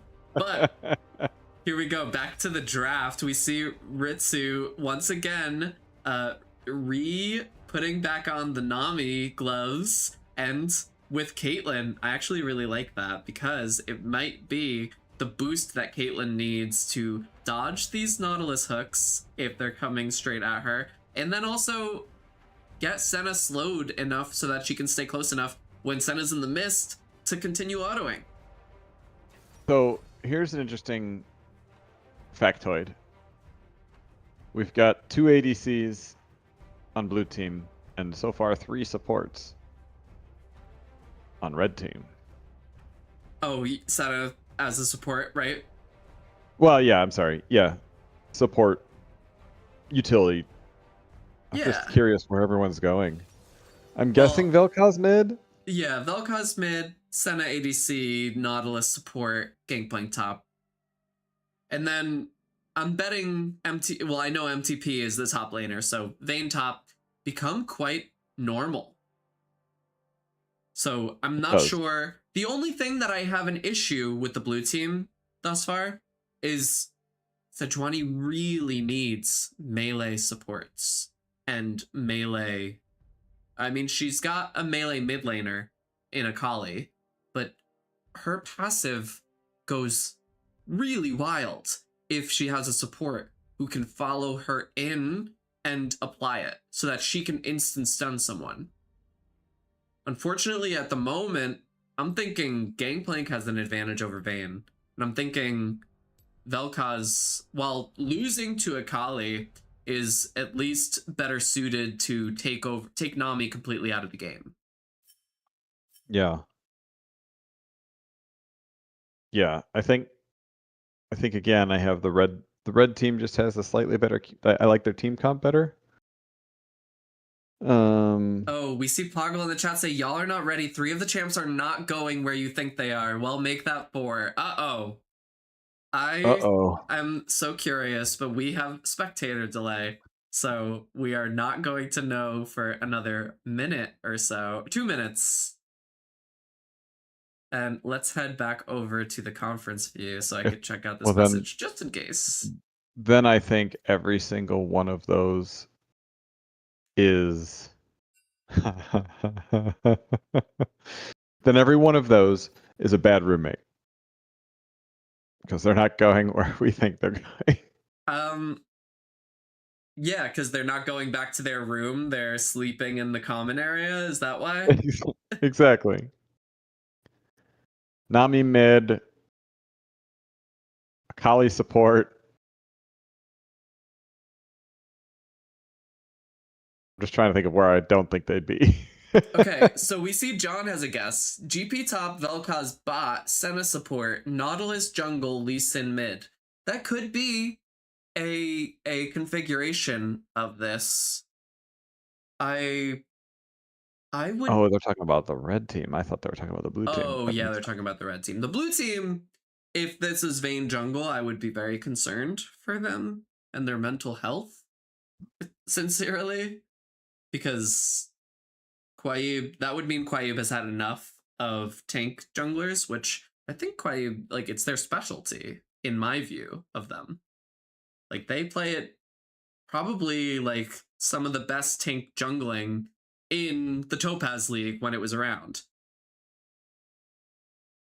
Yeah. I don't know. What's your guess? For the configuration, I think it could be Lee Sin mid. Lee Sin mid would actually really do a lot of damage to Akali because, I don't know if you know this, but Lee Sin's already blind, so the shroud doesn't matter to him. It's like, all right, I already couldn't see you. But in all seriousness, his E will reveal Akali through the shroud, and his Q, if it's already on someone, is going to see and track almost like a tether onto that Akali. Yeah. So it's Okay, not going then to be Vel'Koz. much of an issue. And then Vel'Koz bot. Could be Vel'Koz bot and Senna supporting. Yeah, I think Senna, because well, you questioned it, so now I'm second guessing myself, but doesn't Senna get less missed if she's. She does, but there's a lot of math that's come out recently about why Senna should still be an ADC and just let the support take the ranged minions. Because, are you familiar with the fact that they took the support gold debuff away from the supports? I didn't read that, but I noticed that, and I thought that I found a bug and was all special. Yeah, so you can farm as much as you like as the support now, which means that the mathematicians really, have come up with some new ways to configure Senna in the bot lane, which we're seeing is Senna support, Lee Sin mid, Nautilus jungle, and Gangplank top. So John had it exactly right. Spaghetti Vel'Koz. Spaghetti alla Vel'Koz. I love it. I love this skin. I'm not... Vel'Koz, I guess, is the meatball in the middle of all of it. But the name of it gives, like, spaghetti alla vodka. And so, not something I typically imagine a meatball with. And so that's, I guess, like, my brain is going in two different directions and is ultimately telling me, like, you're thinking about it too much. It's a skin. That's where your brain goes, because my brain immediately goes to, man, I want spaghetti, and God damn, I wish everything had a meatball with it. Right. I'm from New Jersey, Mike. There's some things you don't do in Italian cuisine. I never even think about it. I just eat. Yeah. I mean, it's not something that's super important to me, I suppose. Oh, I hope that we're not getting an error here. As unable to download spectator data. So we are getting an error. All right. Uh-oh. We will soon reconnect to this game, and in the meantime, we'll be waiting. But it's not something I think about often in terms of cuisine, but like that's a limiting factor. But I do like when something's like, this is exactly authentic. This is exactly, everything's in its right place for how the people would have made it. Young minds, fresh ideas, be tolerant. Be tolerant. I am tolerant of that. But spaghetti a la Vel'Koz? No. It boggles. That's it how new stuff is toggles. invented. That is how new stuff is invented. And I've made my own collection of, since I've begun cooking,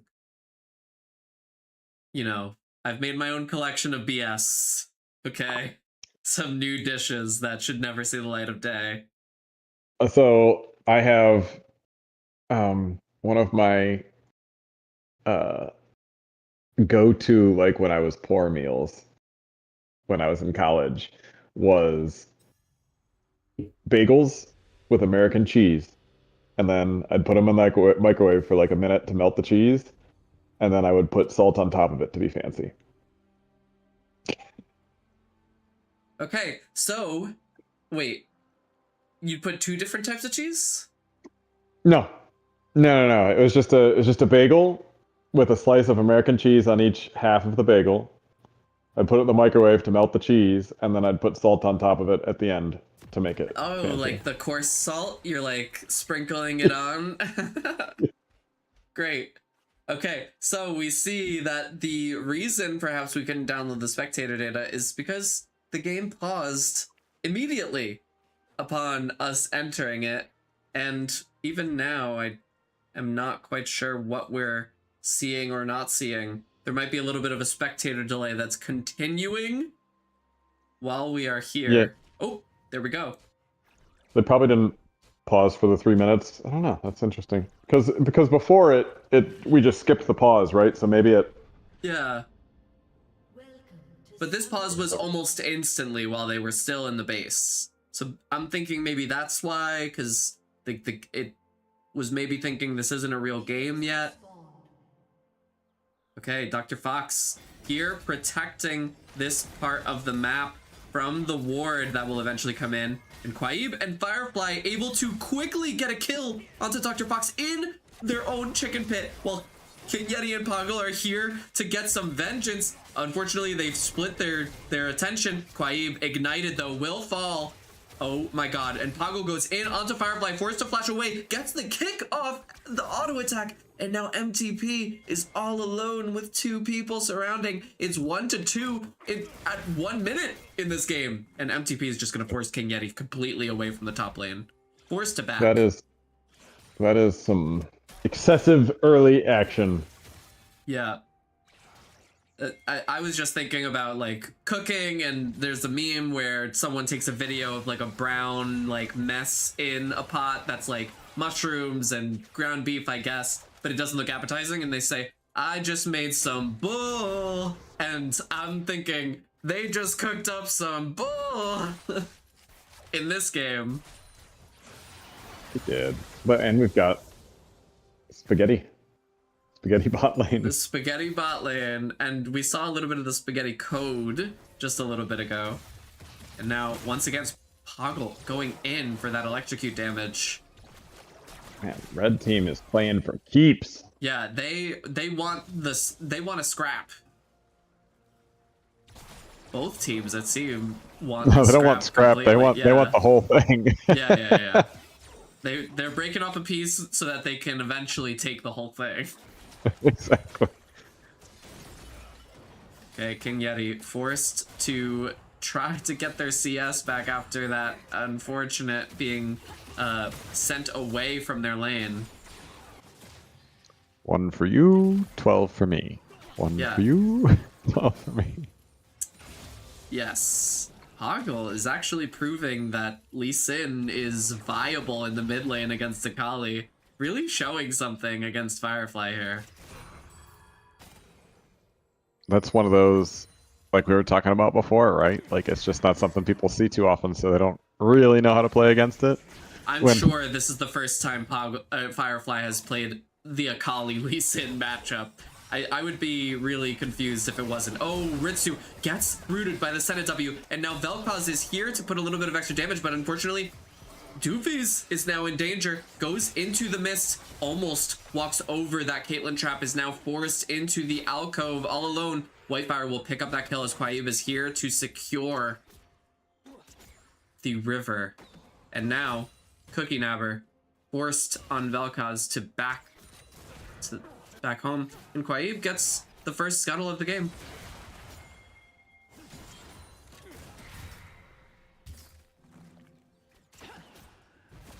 Okay, in this wave. Oh, great amount of damage coming out there as Quaib is now here to try to help. Lands the first part of the Sejuani Eon to Poggle, but does not get anything more.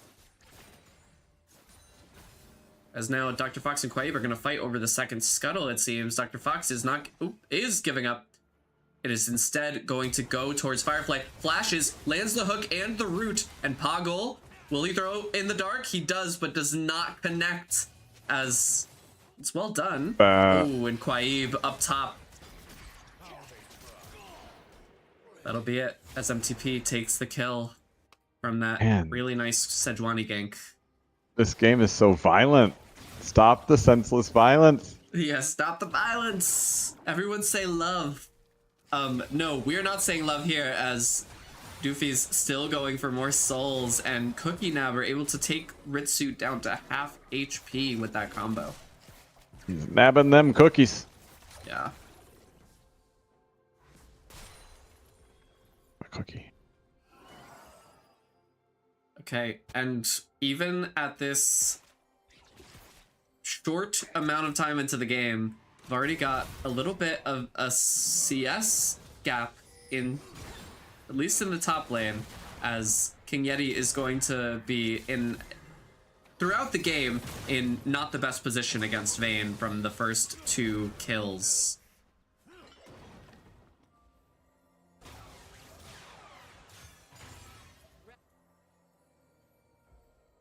Poggle here now with ult and the brutalizer, looking for something on Firefly. Firefly is just equalized with in terms of levels. Ooh, and Whitefire slays Senna. I'm sure that was a really well placed trap that we just did not get to see.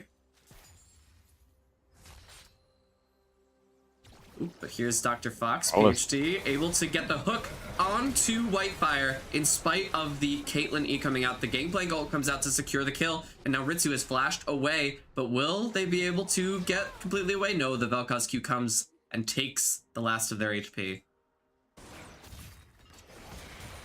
I'm sorry, I just realized he's Dr. Fox Doctor. Dr. Fox, PhD. Ooh, here we have Akali and Lee Sin both putting all of their skills against the wall, and Lee Sin comes out a little bit short on HP and is forced to back.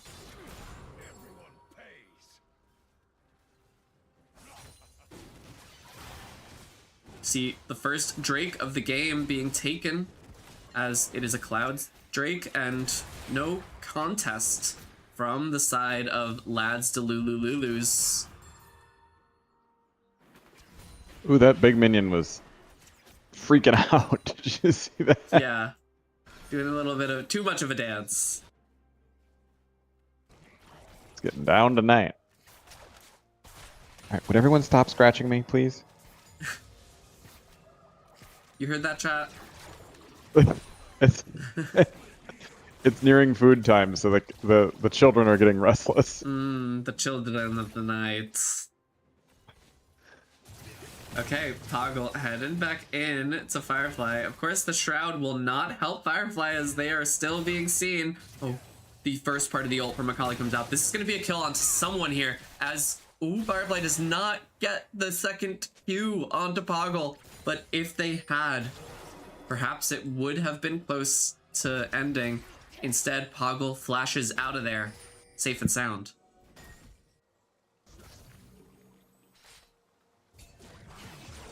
Okay, Doofy's able to catch Ritsu with that W, and the Vel'Koz R will take Ritsu's life. Now, Whitefire looking for equalization onto Doofy's, launches that ult, but the barrier will come out from Doofy's that I did not realize the support had. And now Whitefire is in a dangerous position as Cookie Nabber getting their cooldowns back up. They used the barrier earlier when they were in the pit. I didn't see that. That is so funny. Oh, just one more auto and Cookie Nabber takes Whitefire's life in nearly a solo kill.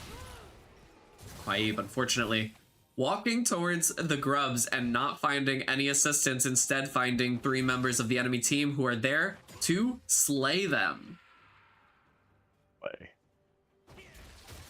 once again, we're seeing perhaps the fall of Lads Delulululus coming out of specifically the mid lane and the bot lane. A bit of a repeat from the first game, but it is not over yet. It's only 9 minutes into the game.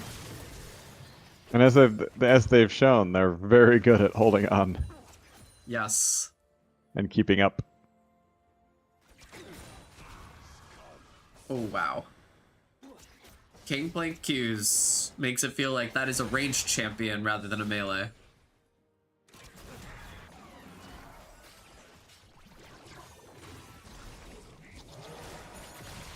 Okay, another Vel'Koz ult comes out, and another Nami is sent to gray screen. That poor Nami. That truly is the danger, though, as Nami is one of the, not only perhaps like weak supports in the game, one of the weakest, but also just actually frail.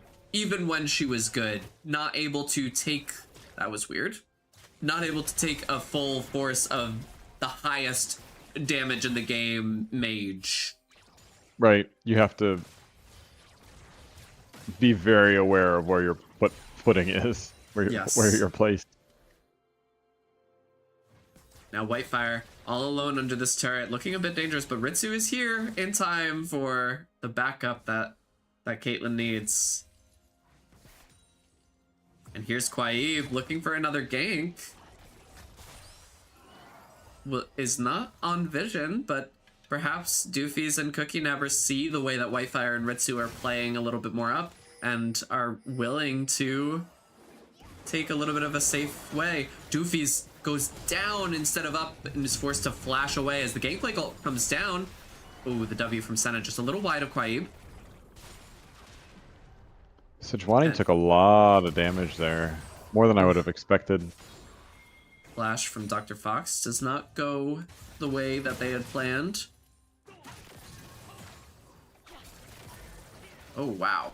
So much damage coming out from Firefly on this Akali into Lee Sin. Lee Sin now forced back as Dr. Fox gets a lot of good CS in the enemy side of the jungle. Quaib here finally made it around, lands that ult onto Doofy's Senna, and let's see, the Nami bubble comes down, the Caitlyn ult, and one last auto. But the R from Vel'Koz comes out, and Whitefire is just nearly saved by Nami's W. Wow. Okay, MTP going in with the ult onto King Yeti. King Yeti puts down a barrel, trying to look for something, lands a lot of damage onto MTP, but unfortunately is not going to be able to make it out, even with that flash, which is followed up by MTP. Okay, now Poggle looking for their own solo kill in response to MTP. Puts the Ignite on, but the Akali full combo will launch the shutdown. A perfect execution. 617 gold on that shutdown. That was not a small amount. No. Now, Quaib coming just in time to save Firefly from Dr. Fox. Ritsu here, just partying along with that W. Well, and look at this. Just like I said, blue team has almost evened up the game. Yeah, it has been very well done.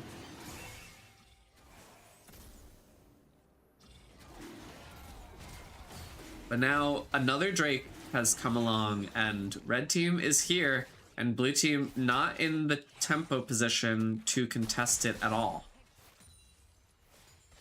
As Quaib just spent so much time down in the bot lane. Has to go get their Top side, their right? camps up on the top side, yeah. But now potentially looking for a lane gank. Trying to sneak in here. This could be interesting. Okay, we see Doofy's looking for something there. Okay, Doofy. Quaib manages to get in. Let's see. Let's have a look-see. King Yeti with no possible idea that this is happening. Oh, and Quaib comes out, waits for the orange, then launches their ult, and MTP gets a beautiful kill onto Gangplank. And the Gangplank ult came out, so it is not going to be used around the map this time. Okay.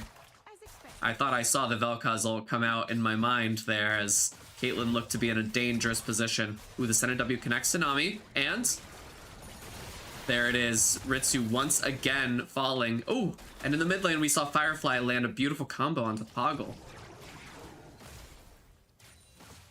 Which evens up the kills, 3-3 in the mid lane.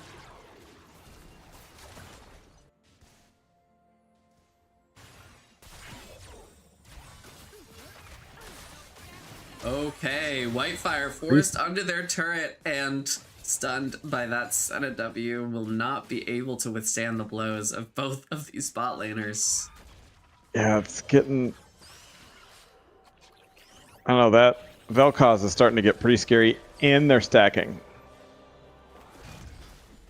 Yeah, it is. I would think every time a combo comes at me that I would be fearing there's a Vel'Koz ult also on the way. If you look at this, let's see. It's very... I thought I could ping, but it's very soon that the Vel'Koz ult is coming back up anyways.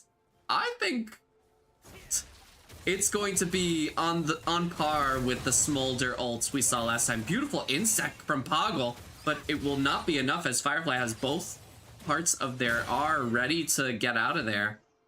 Well, like you said, it can't be mitigated, right? So, like, your best bet is Nami heal. And Nami's a little behind, unfortunately, so... Yeah. Okay, uh-oh. There's another ult coming out onto Ritsu. The flash comes out from Nami, but it is not enough as... Flashing... Here's the other thing. The use of movement abilities against Vel'Koz almost always have to be lateral instead of trying to get you out of there. There we saw Doofies go down to Whitefire, and Whitefire, while this fight is happening, falls to Cookie Nabber. But in the meantime, up here, Sejuani is also going to fall in response as MTP looking to carry the game by themselves with Firefly as Dr. Fox falls under their turret. This Triforce Vayne may be the hope, along with the Akali, that Lads Delulululus need. Whoever came up with this name just wanted to hear me say Lads Delulululus over and over again. I was just thinking it's wonderful. I can't do it. You just be saying Lulululululu. Lulus. For short.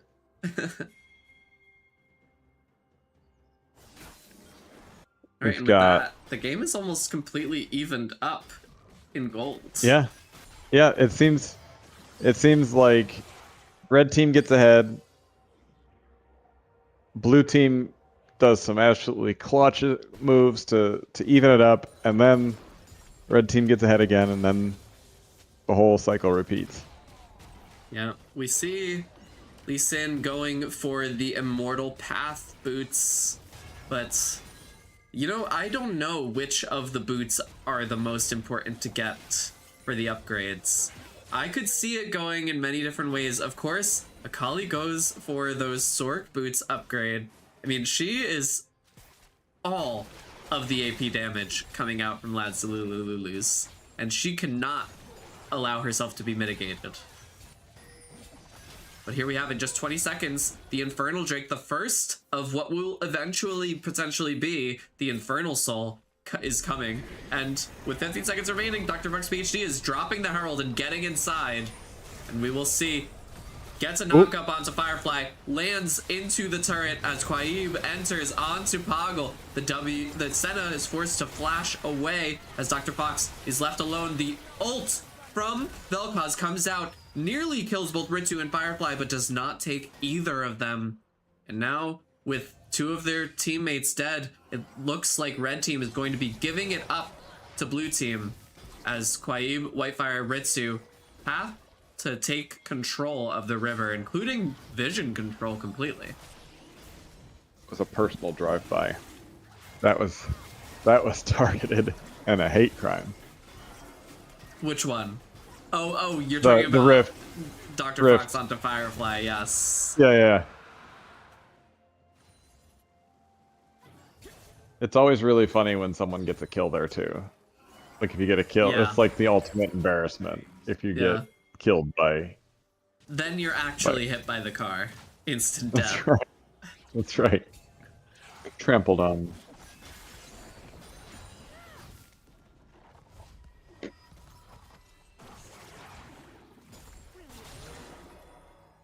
Okay.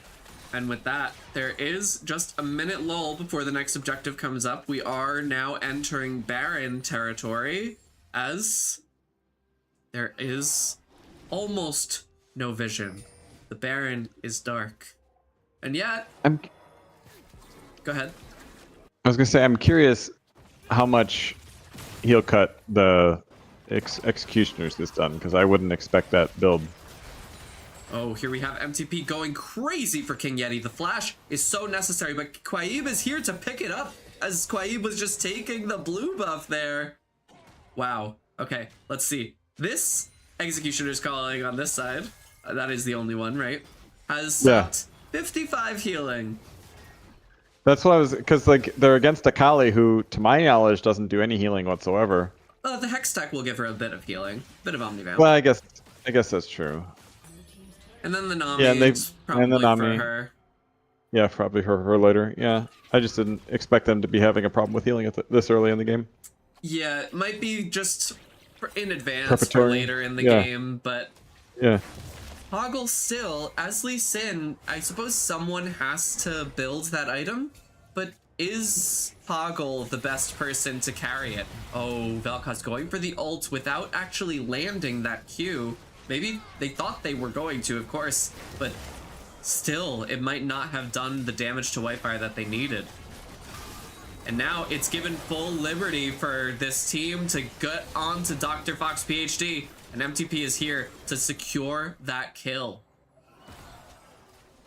And we see the ping come out for the Baron as Quaib, Whitefire, Ritsu, MTP, and Firefly all together begin the warding around the Baron pit and move in, as it's only 4 members of Jake's Jammers who are here to contest it. Better. Hey, Ritsu losing half of their HP to that.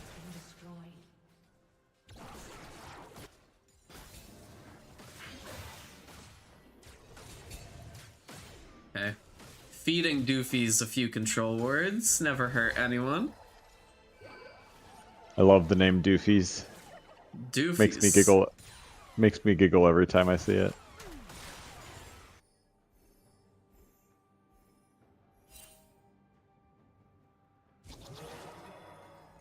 Okay. And once again, at 22 minutes, the gold is nearly exactly even. Right, and the blue team has been catching up on objectives. They got one of the Void Grubs. To your point last game, I believe. Yes. Oh, here we have MTP. Will MTP be able to 1v2? The ult comes out from Poggle, but the Q follow-up misses, and now MTP is trying to get out of here alive. The ult from Dr. Fox PhD's Nautilus will secure it, though. And the Ignite. Yes. From Lee Sin, you're right. Yeah. Wow. Yep. And as the players are pinging now, you could see in chat, they are focused on this Infernal Drake. The red team wants their soul point, thinking probably they should have had it just a few minutes ago and be ready to take the soul. Instead, they're preparing for it now. Nami prepping the ward as well, but the red team's all running there as fast as they humanly can. Yeah, and there we have Gangplank waiting for Akali down there, not going to see her. Firefly is going to be able to make it to this fight first, as King Yeti is still in those bushes. Let's see, the Caitlyn trap wall has been assembled. Oh, Ritsu gets one soul collected, as the Senna ult has been used to get a little bit of damage onto the Nami.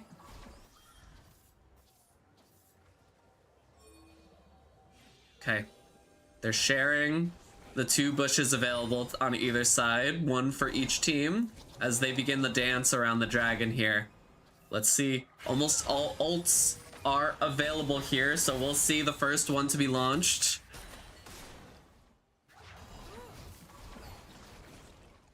Okay, just a few skill shots. It looks like Spaghetti a la Vel'Koz is looking for as much damage as they can. The Nami ult will be the first one to come down, does not connect with anyone, and now the Firefly has seen that come out, trying to go for doofies with the ult, and Ritsu is going to be the first one to go down, but Quaib gets onto the back lane, and so does Firefly. The Vel'Koz ult comes out from behind. Firefly is going to fall as well as Poggle gets knocked down by MTP, but it's 2-3 as MTP is forced to flash away from Dr. Fox. The auto just does not connect as Quaib is able to get the kill onto Dr. Fox PhD, saving MTP. And now it's 2-2, and we know this is the voice of Vel'Koz and Gangplank. They know that MTP is able to 2v2 when they've got Quaib on their back. So they're willing to give this Drake up, it seems, or at least let them start it. Yeah, Vel'Koz is trying to make him think twice about it, but I think, ooh, they might actually try for a steal. Oh, wow. Okay, the smite was available for Quaib, and now King Yeti is in danger as MTP pops that ghost and is able to get this last... Nope, not able to get the last auto as the blast plant is hit by doofies and saves the King Yeti. That was such a good escape, and it was aided by the support, right? Yeah. A support doing their supportly duties. Yes, absolutely.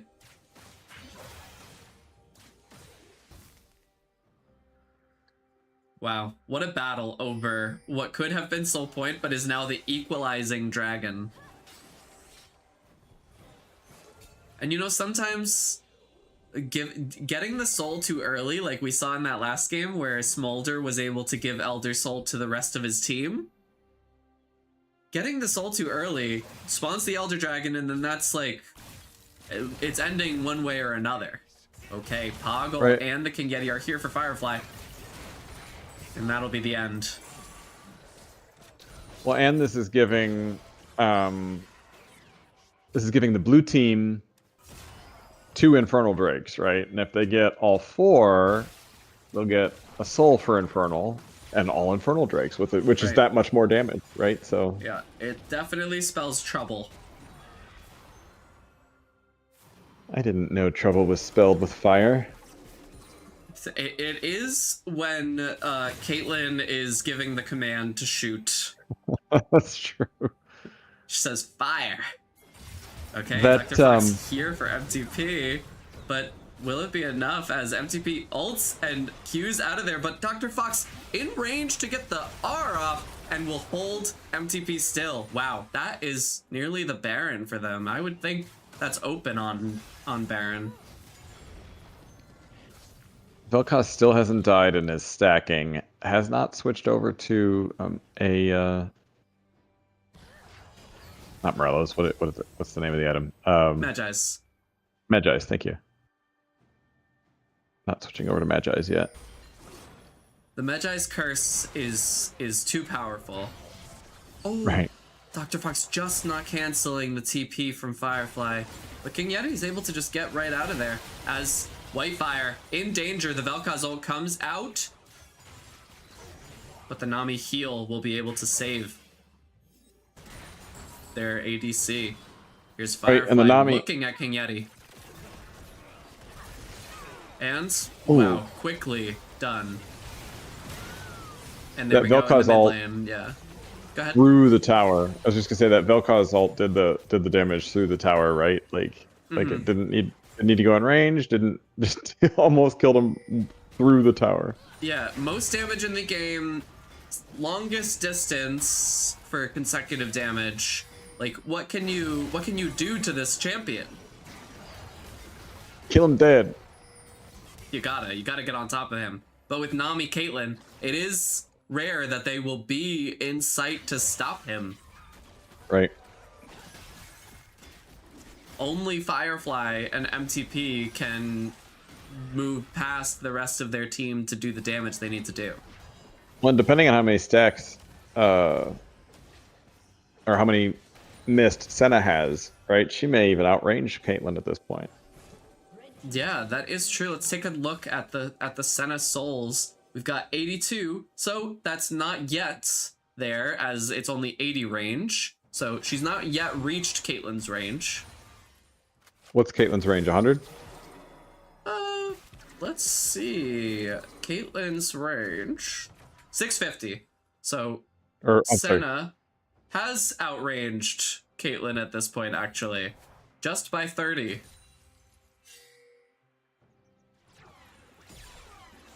There you go.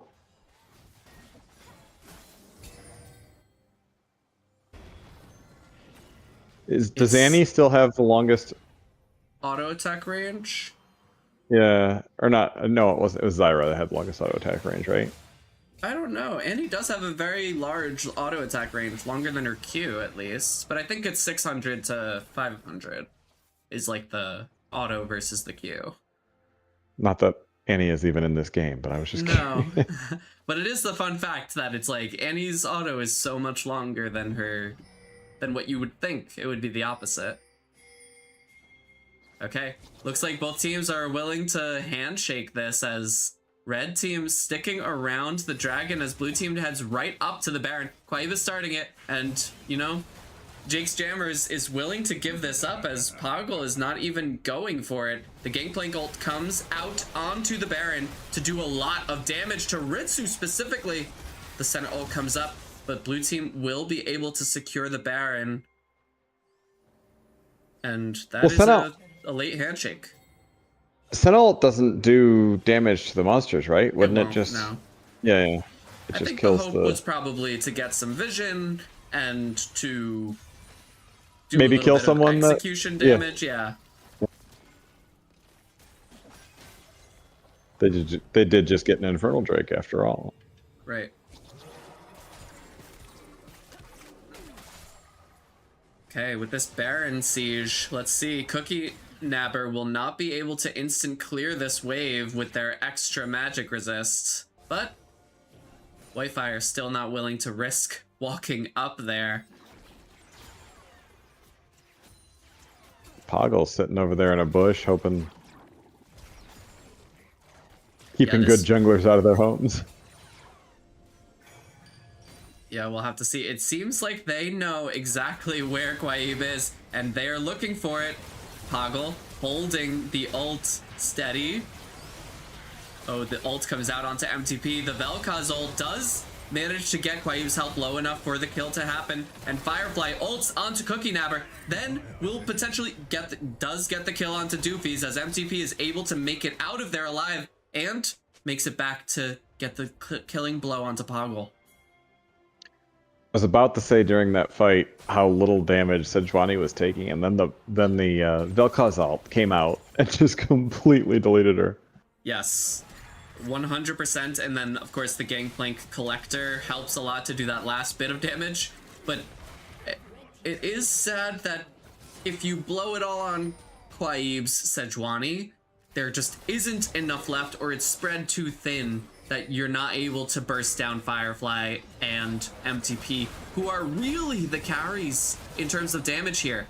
Dr. Fox able to get on top of Whitefire, and King Yeti is able to get the kill there as a 2v2 in the favor of Jake's Jammers does put them back in line, as it was a 1-for-3 and now they've equalized it. So if you consider it in the whole, it's maybe a 3v3 or a 3-for-3 is what I mean. Yeah, John's talking about the Senna E visual bug. I noticed that earlier, and I didn't know what I was looking at first. I thought it was just the skin.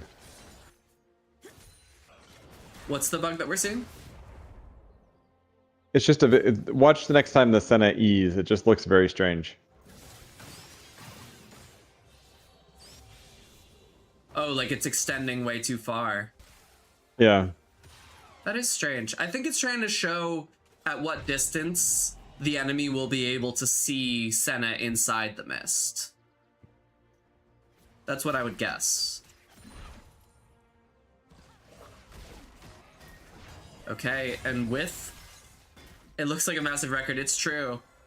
And with the last bit of this game still in tow. What skin is that? It's anyone's game. Let's see. It looks like Battle Academia.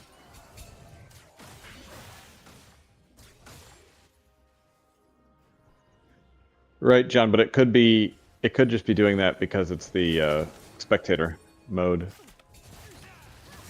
Okay, Poggle manages to get the insect off onto Whitefire, and Whitefire and Ritsu are slain almost immediately. Poggle still makes it out alive as the TP is coming in from MTP, but it is a 5v3 now, and Quaib, Firefly, and MTP need to find a way in order to keep them off of this Drake for the next minute as Quaib enters with the ult, but Poggle has already been able to back. MTP is locked down, but Firefly is able to get the kill onto Vel'Koz, the Cookie Nabber, and then onto Senna as well, repeating what happened in the last fight. Quaib still working as it is a noodle fight between Dr. Fox and Quaib, but King Yeti is able to get onto Firefly and do the last bit of damage, but now Poggle is here to secure the kill onto Quaib. Now, And for sure, the dragon is theirs. yeah, and secure the dragon. I mean, before that engage from Firefly, MTP, and Quaib, there was a chance. You wait for Whitefire and Ritsu to come back up, but after that, this is surely the Infernal Soul for Jake's Jammers. I am serious, and don't call me Shirley. Surely. Yeah, Oh. There it is. It was almost taken, but the smite did come out from Dr. Fox PhD. And now you can see the pings. They're looking at the Baron in just 40 seconds as Doofies looks to make their vision nullified, the enemy vision nullified. right, and blue team's all up. Akali's going bot, so they're likely going to be outnumbered at our Baron.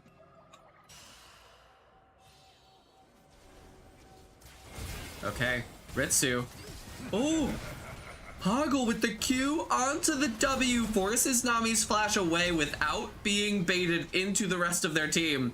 That actually was very, very cool to watch and very beautiful control on Poggle's part. Yeah, there's 5 of them. They're not doing the dragon. They're just baiting it, waiting stuff out, getting vision. And I don't think can we get a blue vision check? I don't think they can actually see. Yeah. They don't really know what's up, but they know it's not good. Yeah, as red team is waiting here with barrels in the bushes.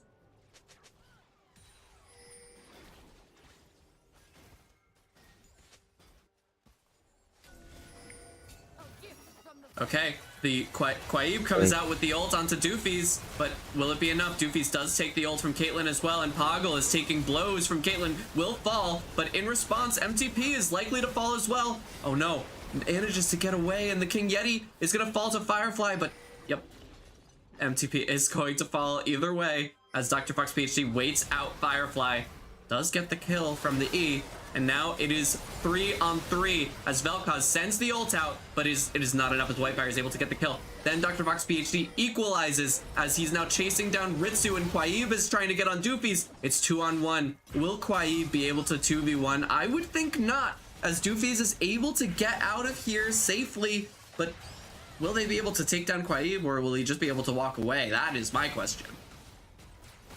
Sejuani is doing a lot of damage for a Sejuani.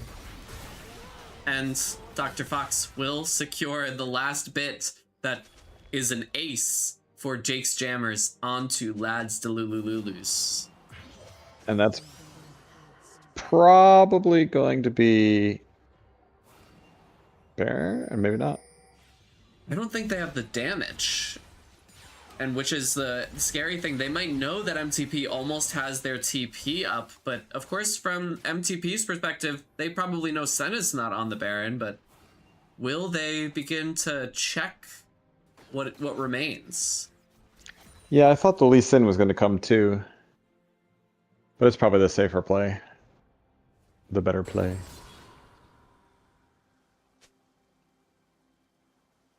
No team wants to overextend this late into the game and the night to make sure that There is no way that they can lose over a throne misplay or miscommunication, misstep. That's right. No, it's the better play.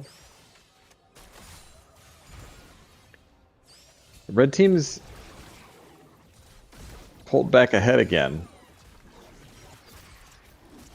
Yeah, especially with that Infernal Soul, it is going to be dangerous. Especially since MTP, you know, has the Immortal Shield Bow, but does not have, besides that, a lot of bulk to deal with the burst that's going to come out from King Yeti Poggle and Cookie Nabber.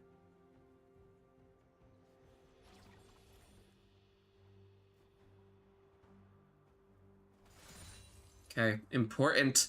Quaib is getting the scuttle in front of the Baron. That will be potentially what could save blue team from being totally lost when, you know, red team with their sizable lead probably gets advantage in this river. Dr. Fox PhD lands a Q onto Ritsu, but because of the terrain does not able to get the auto attack off to follow up, and Ritsu will get out.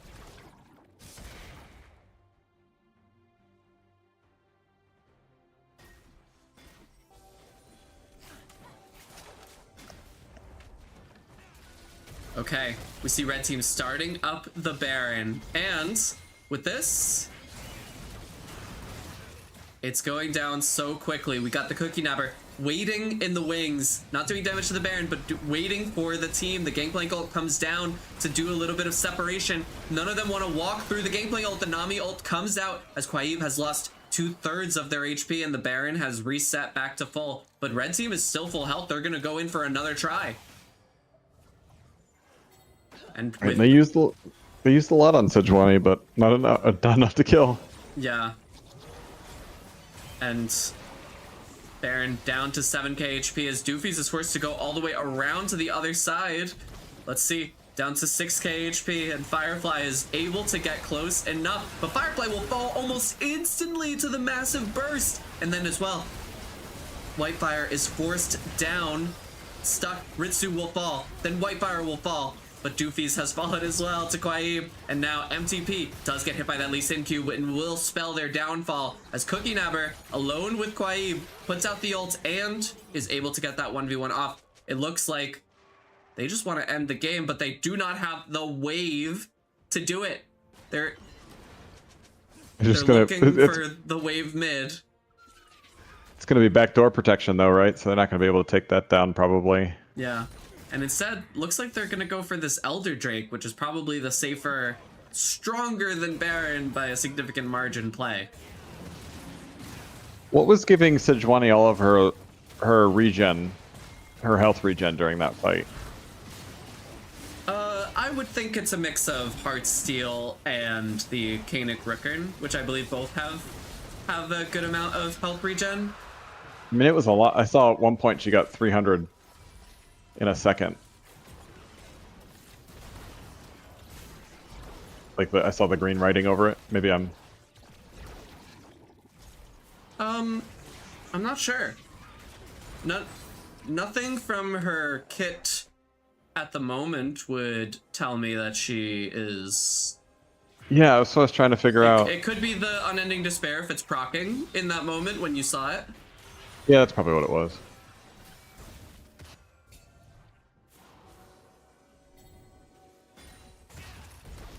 Yeah, Okay. And the chat's calling out that Nautilus does too much damage for also being so tanky.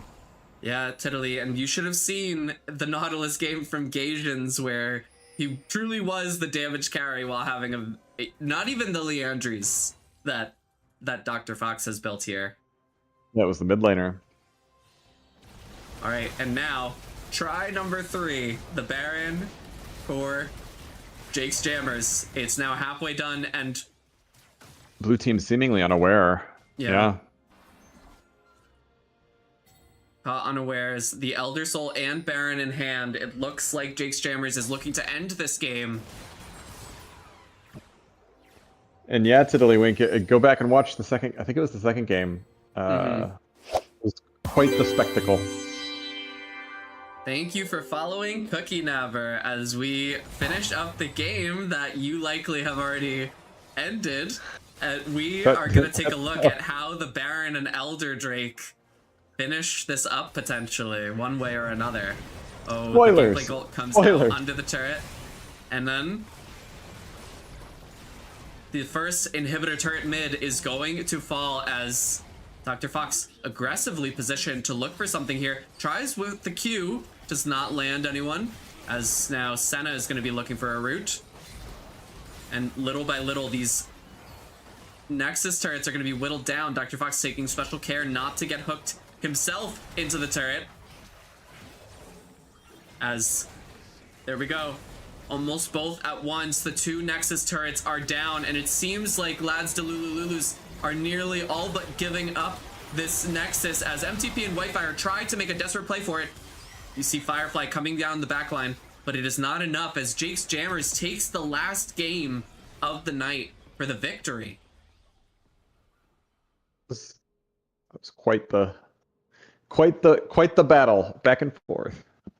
Yeah, 100%. I mean, we saw when Red Team, when Jake's Jammers was able to so deftly get on the Baron, get off the Baron, and take what small wins they could with Quaib's HP, then get back on the Baron. Do this exact same thing again, use the abilities that they know are not going to cause the domino effect on them, and then they cleaned it out. They ended it so cleanly with being able to get that 2 against 2 play where it's just Doofies and Dr. Fox against the world.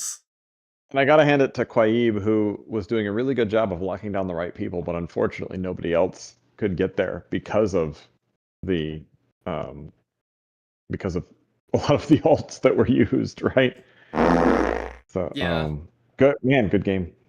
Good game all around for sure. And we saw a lot of good games tonight.